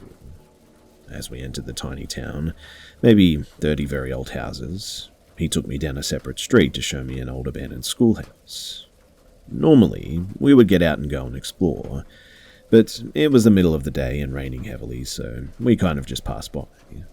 There's a plaque on the top of the school that reads 1904, and is surrounded by other very old abandoned cabins. All of the entryways were boarded up, and it looked like as if there was no way in. It was an absolutely beautiful building, though, and I was very intrigued. So, the next night, I decided to go back up there with another friend of mine. But we both get off work super late, so we didn't even end up heading there until about 1:30 in the morning. The drive up the canyon was fine, and we listened to music and joked the entire time, but the second that we turned onto the road to lead us into the small town, I just felt sick to my stomach. I honestly can't even explain that exact feeling that I felt, other than just pure terror and dread. I kept trying to write it off as just general anxiety from driving so far in the dark, but as we got closer to the school, the worse the feeling became. As we approached the building, I nervously suggested that we just drive around to see the building 360. As we did, I looked down at one of the doors that was completely boarded off the night before, and that one door was now open. Mind you, it had been raining for the past 48 hours, and there was just no way that someone would have went down there and opened that door. We pulled up down the street, though, of the school next to one of the much older, very abandoned cabins. Reluctantly, I got out of the car and locked the doors. I thought that maybe I was overreacting, and I just needed to take a Xanax or something and calm myself down. But when I looked at my friend, I could tell that he was super uneasy as well. Very out of character for both of us, to be honest.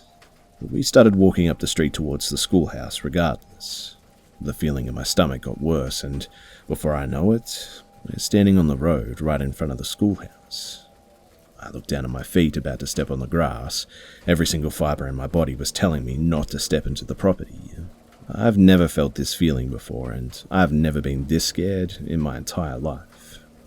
I wrapped my arm around my friends, and I forced myself to step onto the grass, even though I knew that I shouldn't have. We started walking around outside the building just to get a closer look of the outside. We were about 15 steps in when we came around the side of the building to a ton of trees. Before I could even open my mouth, though, to express how fearful I was, my eyes just welled up with tears, and at the exact same time, we both just stopped walking. Neither of us could physically take another step, no matter how hard either of us tried, and we looked at each other, and without saying a word, we both bolted back to my car. The ride home, we both came clean and told each other how scared we were. My friend got really quiet and said, "I don't believe in the paranormal, but when we first drove around the school, I swear to you that I looked up and I saw a girl staring at me from the windows." The scary thing about this isn't just the fact that he saw this, though, because there's little to no information about this town or building whatsoever. But the one and only thing that I found on the school was 2 separate Facebook posts. One saying, I wanted to go in and explore this building, but as I drove towards it, I got such a bad feeling that I had to turn around in my car and leave. I felt like I was being stared at the entire time, and I lived across the street. But one day I opened my window to find a little girl staring at me from one of the windows in the school. The rest of the night, though, I was just too scared to sleep. I ended up calling my friend over, and we sat on the couch in my living room and watched Disney films to make us feel better. But in the days passing, I couldn't help but feel like I just wasn't alone anymore. I kept having super strange and vivid dreams, and didn't feel comfortable sleeping in my own room anymore.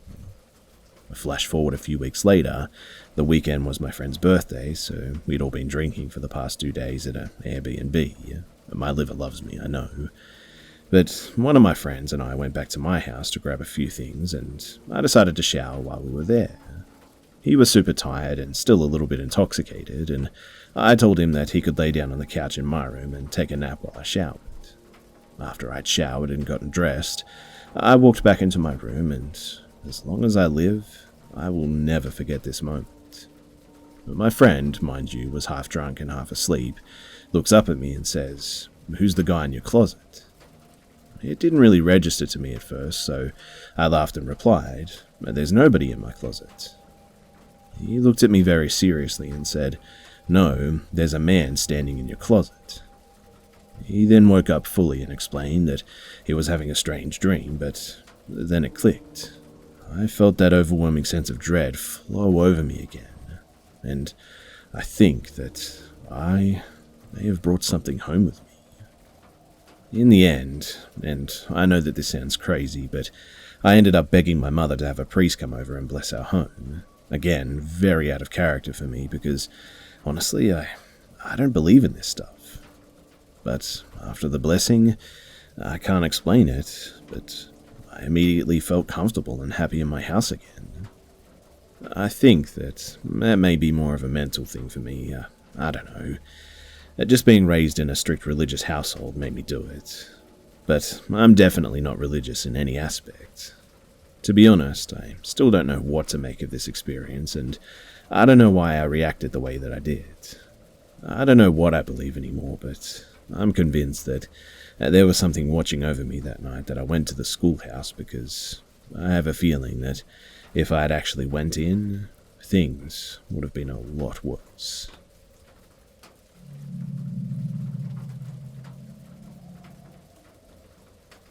So I'm a 25-year-old female, but this takes place when I was 12. I grew up in a pretty safe neighborhood, and this took place on a weekday. I was pretty sick too, like flu symptoms. At this point, I had stayed home alone a handful of times. My parents didn't really like leaving me alone at 12 years old, but they really had no choice on this particular day. My mum worked early in the morning, like between 2:30 a.m., and didn't get off until about 10:30, and my stepdad was also working during the day. So I'm going to try and explain my house the best as I can because it's kind of important.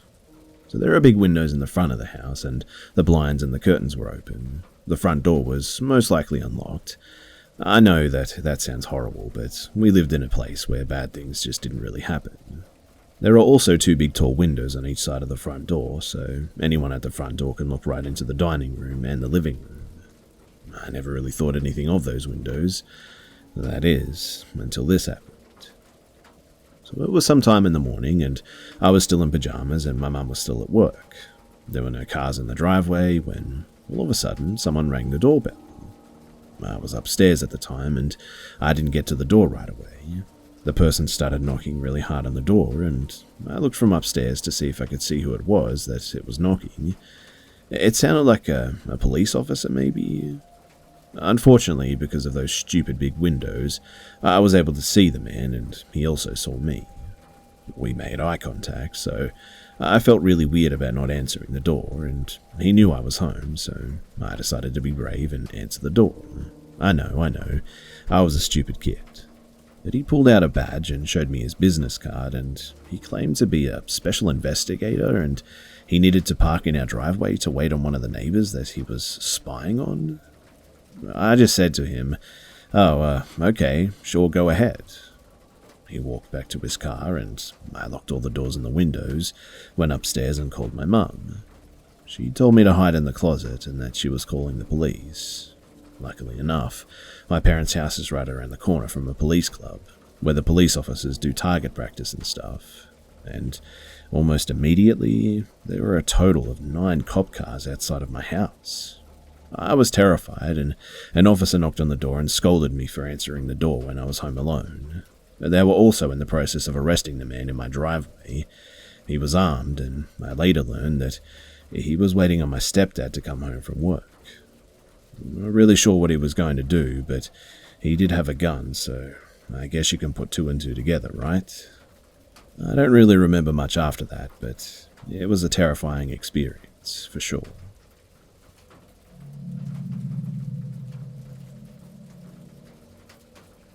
So, as a bit of background, my family lives in a state away from me, and at the time that this happened, I had just turned 18. I'm 21 and female now, and my mum would finally let me drive to go and see them, which was about a 5.5-hour drive away. But no biggie, I could do that, I thought. About halfway there, though, I needed to stop to get some gas and get some snacks and whatnot. I wasn't very familiar with the drive or where the gas stations were on it, and they were kind of spread out, so as soon as I felt like it wasn't smart to wait until another gas station came up, I pulled off the highway.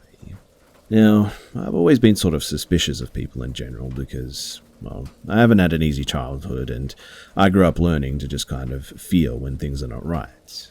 So I wasn't really worried about being by myself because I knew how to handle myself. I pull up to this relatively empty gas station, maybe one or two other cars, but it was a larger one with one of the antique shops in it. I parked at a pump, locked my doors, and I go inside. There was no one at the counter yet, and a sign was on the counter saying that they would be right back.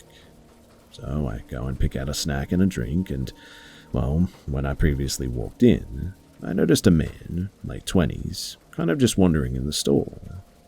I saw him glance over at me when I walked in, but didn't really think much about it.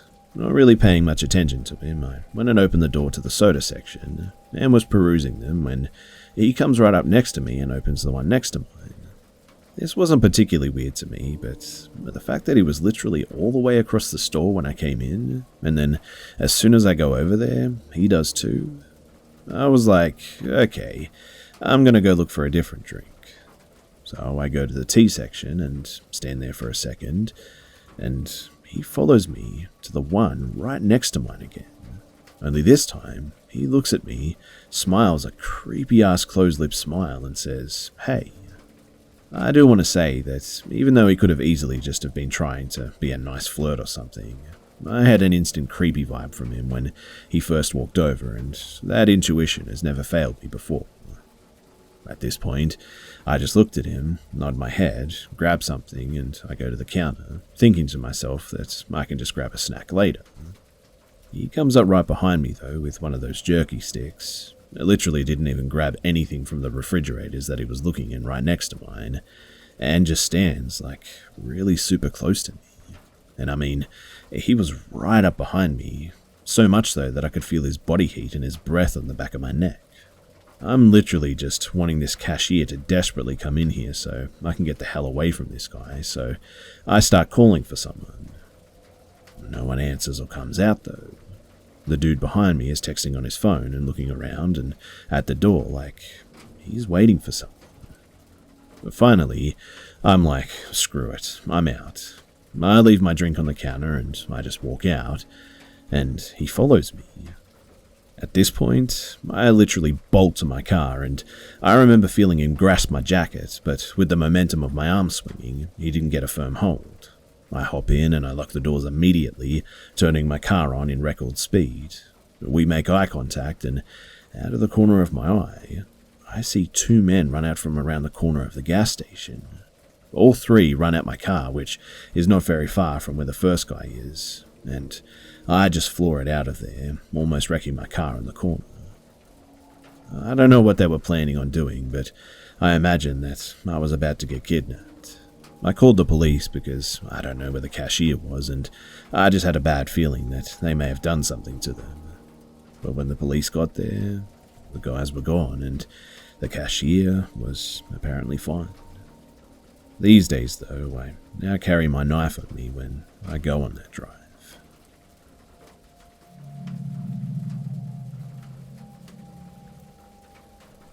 About a year or so ago, I heard a very timid knock on the door of my room at around 2 or 3 in the morning, I think. I opened the door, and standing there was my brother, 19. He looked visibly shaken, and he asked me, "Were you just outside a minute ago?" And I responded, "No, I haven't been outside in a while. Why?" My brother turned as white as a sheet, and he didn't respond right away, but needless to say, this really threw me off. Not a whole lot really bothers my little brother, and he's the kind of person who, if you kick open the door to his room with a gun in hand, he'll kind of nonchalantly ask, "What do you want?" He can whisk any sort of fear away with logic. Any sound, noise, or shape has a simple, logical explanation to it. I'm the same way, if I'm being honest. I mean, we're not really paranormal people. So when I eventually got out of him, I think that there's somebody outside. I just figured that it was a human. That's logical, right? What didn't make sense, though, was our area. We live in a fairly secluded neighborhood. There hasn't been a crime in the area for years now, not even a stolen Amazon package, so someone outside was a bit of a surprise to me. Regardless, though, I grabbed a weapon and I went to investigate. Now, our kitchen looks out on our backyard, and there's several large windows that allow you to see almost the entirety of my backyard. The natural light from the moon is almost perfect to where if you're standing in the kitchen you can see everything in the yard, but you can't be seen in the house. I've seen plenty of animals roam through my backyard at night while I was making coffee or getting a glass of water. My brother has also reported seeing things that looked human in the backyard before, so this wasn't new. But what was odd was I've never really seen him this scared before. So I go into the kitchen and I look outside, and nothing.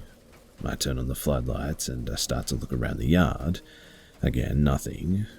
I go back inside and I talk to my brother, and I don't remember the exact conversation, but it was something like, "There's nothing out there that I could find anyway." And he said, "Oh, I could have sworn that I saw someone." The colour had returned to his face and he was acting normal again, which put me at ease. And then I said, "What were they doing?" He said, "Just standing there." And I said, "That's weird. Well, you must have been seeing things, or they just ran off." I started to walk back into my room when my brother started to talk again, and he said, "I don't think it was human." I asked him, "Well, we don't have bears or anything around here anymore, so what do you think it was?" He said, "I don't know. Its eyes were red, though." We just sort of left it at that, and we both just kind of decided that it must have been a figment of his imagination or something, and that he was tired or something. We went to bed, but neither of us slept well that night. But the next night, I was awoken in the middle of the night by something. I'm a really light sleeper, so it honestly could have been anything, and I don't really remember, but I think it was the computer restarting. It makes a loud beep when it does so, and I don't know if that's important, but anyway, I left my blinds and my bedroom window open because it was raining and I liked the sound of the rain. However, the rain had stopped and it was getting really cold in my room, so I got out of bed to go and close the window. I glanced outside, and that was when I saw something. Something that looked like a person was just standing on the fence about 15 feet from my window. It was looking at me, and it had red eyes, just like my brother described. I was so startled that I actually fell back onto my bed. I got up and I looked out the window again, but I couldn't see anything.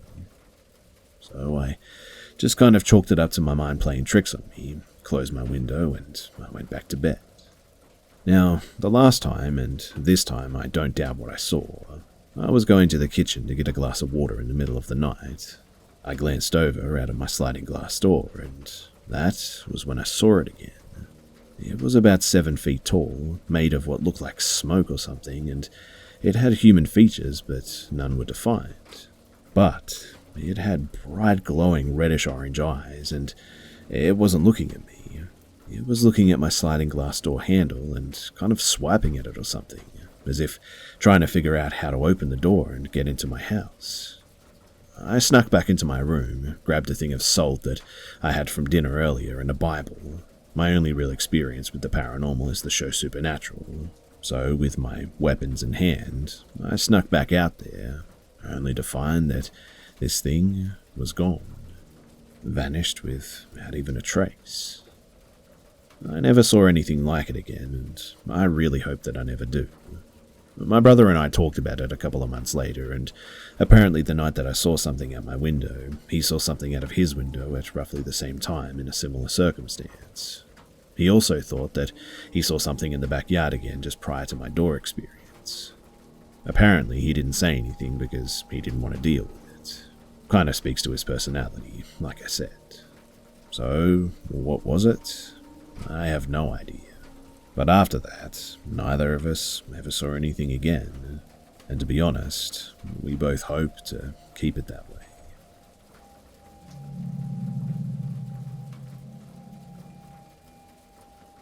So I want to share a story that happened when I was around 12.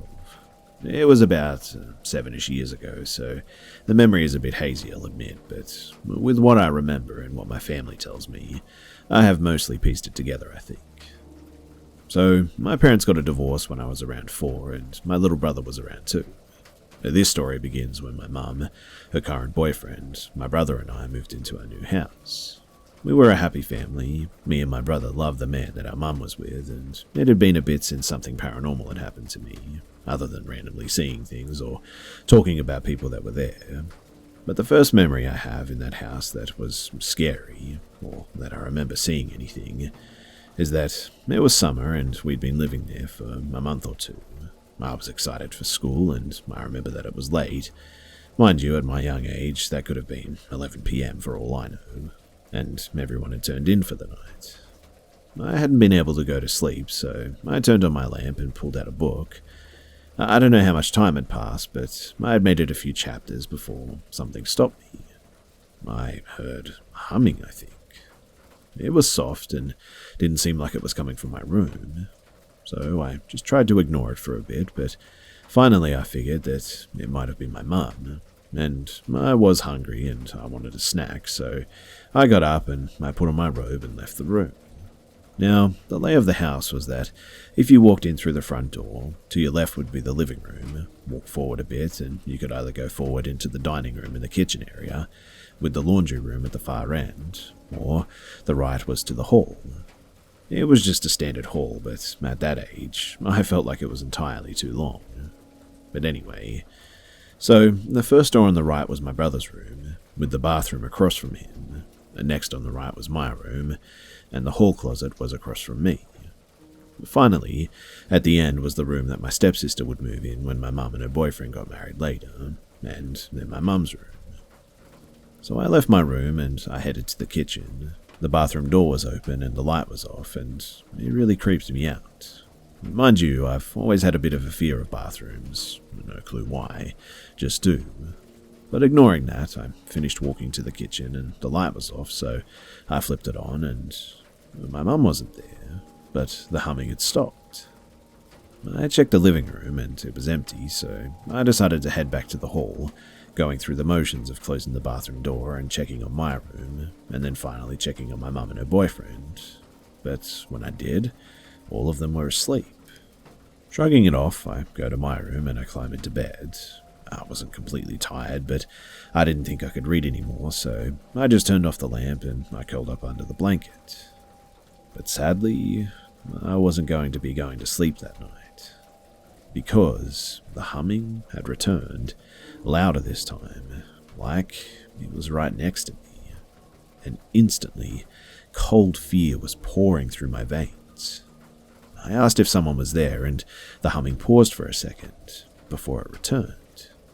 Gathering some courage, I slowly turned and uncovered, but I didn't see anything, which I think scared me even more.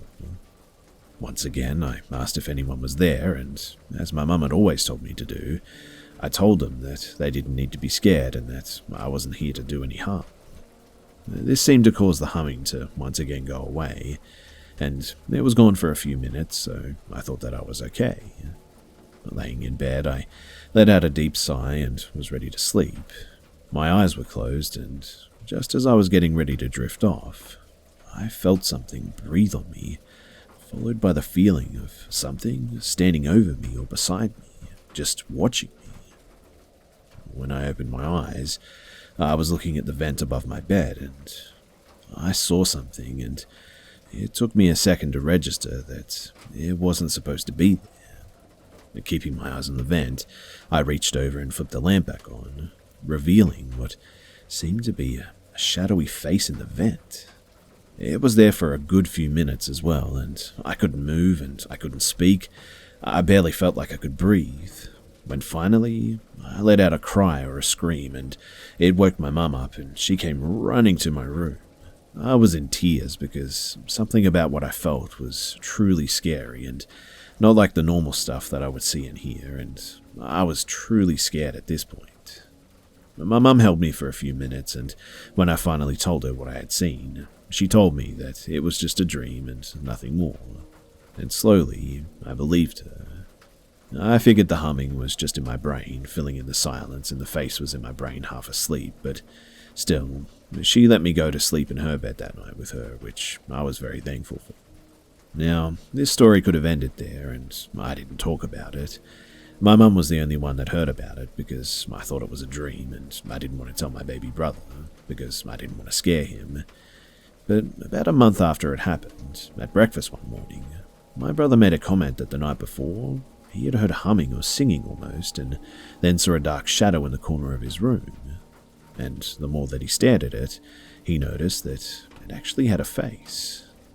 My brother had never had any issues before, and he knew that I sometimes saw things, and he thought that it was all fake, just me being a mean big sister.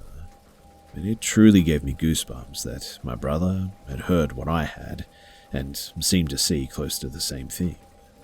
And I think this is when we knew that it wasn't just a dream, because there was no way that we both heard the same thing and saw something so similar without me prompting my brother, because there was just no way that we both heard the same thing and saw something so similar without me even needing to prompt my own brother.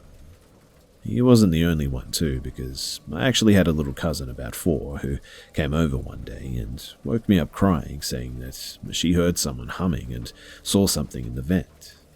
A friend said that she heard the same thing and then saw something while in the bathroom, and there was about 5 of us that went through this, each of them a few times, me about 10 times, and each time it started with the humming, sweet and motherly, and then the shadow would appear, sometimes just a face, and sometimes it was mainly a body, and then other times it was the face and the body, and it was hard to make out as well at other times. This all started the paranormal stuff in that house, and so many things happened, the things that I won't be able to fill in one post, but I'll definitely make sure to share more here for sure. Anyway, if you guys have any questions, comments, concerns, or anything, I'll try my best to answer them in the comment section below. Thanks for listening, and I hope you guys have a nice day.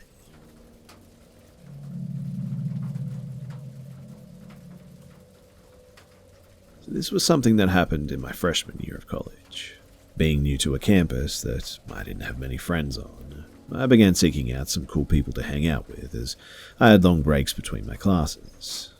I quickly found myself spending time with a large group of girls from my math class. We began spending time in the lounge area of my campus and made some friends through there too. To give an idea, it was a relatively small campus with only a few buildings, and the lounge area was quite a small room with some pool tables and seats and whatnot. So, as the semester went on, we began making it a regular ordeal to all go to lunch or coffee at least once a week. Our lunch group quickly went from 5 people to nearly 20. Friends started bringing acquaintances, and our group grew. One kid named Spencer, who was a friend's friend, joined us regularly for coffee or lunch. One day, word got back to me that he was into me and wanted to get my number. I nicely told my friend that I just wasn't interested and that I had a boyfriend. A lie, I admit, but I thought that this would deter him as he came off as a kind of a non-confrontational person. One morning, a group message was sent out by a friend named Trish who asked if we all wanted to meet up for a coffee, and everyone for the most part agreed to meet. I arrive about 10 minutes early, and I'm used to being the first one there. But Spencer arrived shortly after me. He sat down next to me, and I exchanged a friendly good morning and a smile. And slowly the time passed, and nobody else showed up. We sat awkwardly for about 15 minutes, and finally he spoke up and said, "This is a surprise date, and I planned it." I think it's important to mention that I'm pretty hot-headed, and I don't like being lied to. And so I just got up from my chair, gathered my things, and I left without a word. The next couple of weeks went by without a word from Spencer, and I thought that maybe he had gotten the hint that I wasn't interested. Soon, though, he started showing up at the same time that I worked out at the school gym, and I didn't think much of it because our schedules were pretty similar. So, like myself, I just assumed that this was the only time that he had to work out. Soon, though, it went from him just being there at the same time to him actually following me around the gym. Whatever machine that I was using, he was always conveniently at the one right next to me, lifting light weight and kind of just staring. I actually had some friends that worked at the front desk of that gym, so I mentioned it to them, and they said that they would take care of it if it got out of hand. One day I was squatting at the gym and mid-rep he walked up and pulled my headphone out and proceeded to tell me my form was off and grabbed my wrist. I racked the bar and I turned around angrily telling him, "Don't touch me." He apologized and proceeded to ask me out once again, and I told him that I just wasn't interested and that I had a boyfriend anyways. Once again, a couple of weeks went by and the only contact that I had with Spencer was sitting at the opposite end of the table during our lunch gatherings. I thought at this point that he had finally gotten the hint. I mean, why wouldn't he, right? But then one day at the gym, I was walking down the hallway to the girls' locker when he walked up behind me and put both hands on either side of the wall behind my head. He said, "I know you feel the connection that I do. Why don't you let me take you out?" I quickly yelled for my friend Chris, who worked at the gym's front desk. Keep in mind, Chris is very large, 6'3", and extremely fit, whereas Spencer is 5'7", and, well, wasn't fit at all. Chris quickly walked around the corner to see what was happening, and came running down the hall yelling at Spencer. And it was at this point that he was then banned from the gym and not allowed back in it. Now, one night I get a text message from a random number stating that it's Spencer, and he wanted to apologize for what happened at the gym. I told him that what he did wasn't okay and that I wasn't interested in him and I'd like for him to just leave me alone from now on. He apologized again and again and I didn't hear anything else. Thinking that that was the last of it, I blocked his number this time. All was well until one day I came home from work to a bouquet of white lilies sitting on my doorstep. Thinking that they were from my grandma, she does sweet stuff like this, I got excited and picked them up and took them inside. And then I read the letter. It was unsigned and just said, "I love watching you." I frantically started calling and texting friends thinking that this was a sick joke as they knew about how creepy Spencer had been. But all I got was concerned answers and honest no's from every single one of them. I panicked and threw the flowers out and made sure to lock my door. And later that night, I get a text from a random number that said, "You didn't enjoy your flowers. I saw you throw them away." At this point, I'd definitely had enough. I called the number and the familiar voice of Spencer was on the other line. And I just completely lost it, quite literally. I didn't even let him get past his sickening hello before I just started screaming at him. He then calmly stated that if I wanted to talk to him, to come outside. I looked out my window and there he was, standing right in front of my house, just smiling. I called the cops and when they showed up, they detained him and I got a restraining order placed on him after that. The cops then contacted me a couple of days later to let me know that apparently he has more than one restraining order placed on him for the very same behavior. 10 apparently, including mine to be exact. I had late classes the semester after this, and I called campus police to walk me to and from my car every night after this because I was truly terrified that he would show up again and try and do something. Thankfully, shortly after that, I moved about 300 miles away, and luckily, I've never seen him again. Well, other than his every so often random Instagram follow requests.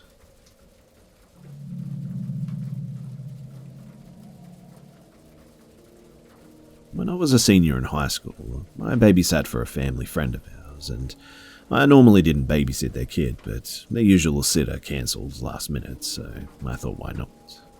The baby, he was 1 or 2 years old, and around 9 p.m. I put him into bed upstairs in his crib. I watched TV downstairs in the living room with a baby monitor next to me, and after a couple of hours I hear the baby screaming, and it was like nothing I've ever heard before or since.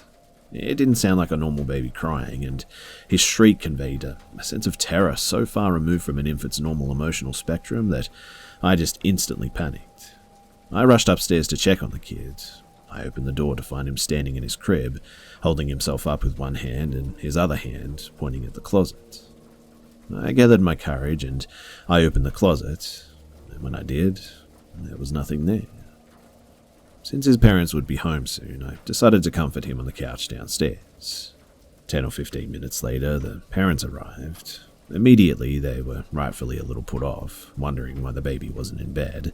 I explained what happened, clearly still a little bit freaked out. And the mother became visibly distraught, flew upstairs without a word, and the father solemnly apologized to me, then asked for my discretion, to which I agreed. He then told me that his wife had been seeing the ghost of a Civil War soldier standing at the foot of their bed. He paid me a little bit too generously, and after that I just went home. The memory of that kid's shriek still sends a chill up my spine. Although I didn't see anything, I think my experience validated what the mother had been seeing, for her at least, I think. I'm not sure the husband believed her, or whether that night changed his opinion or anything. At the very least, I got the vibe that they disagreed about it. But after that, I never babysat for them again.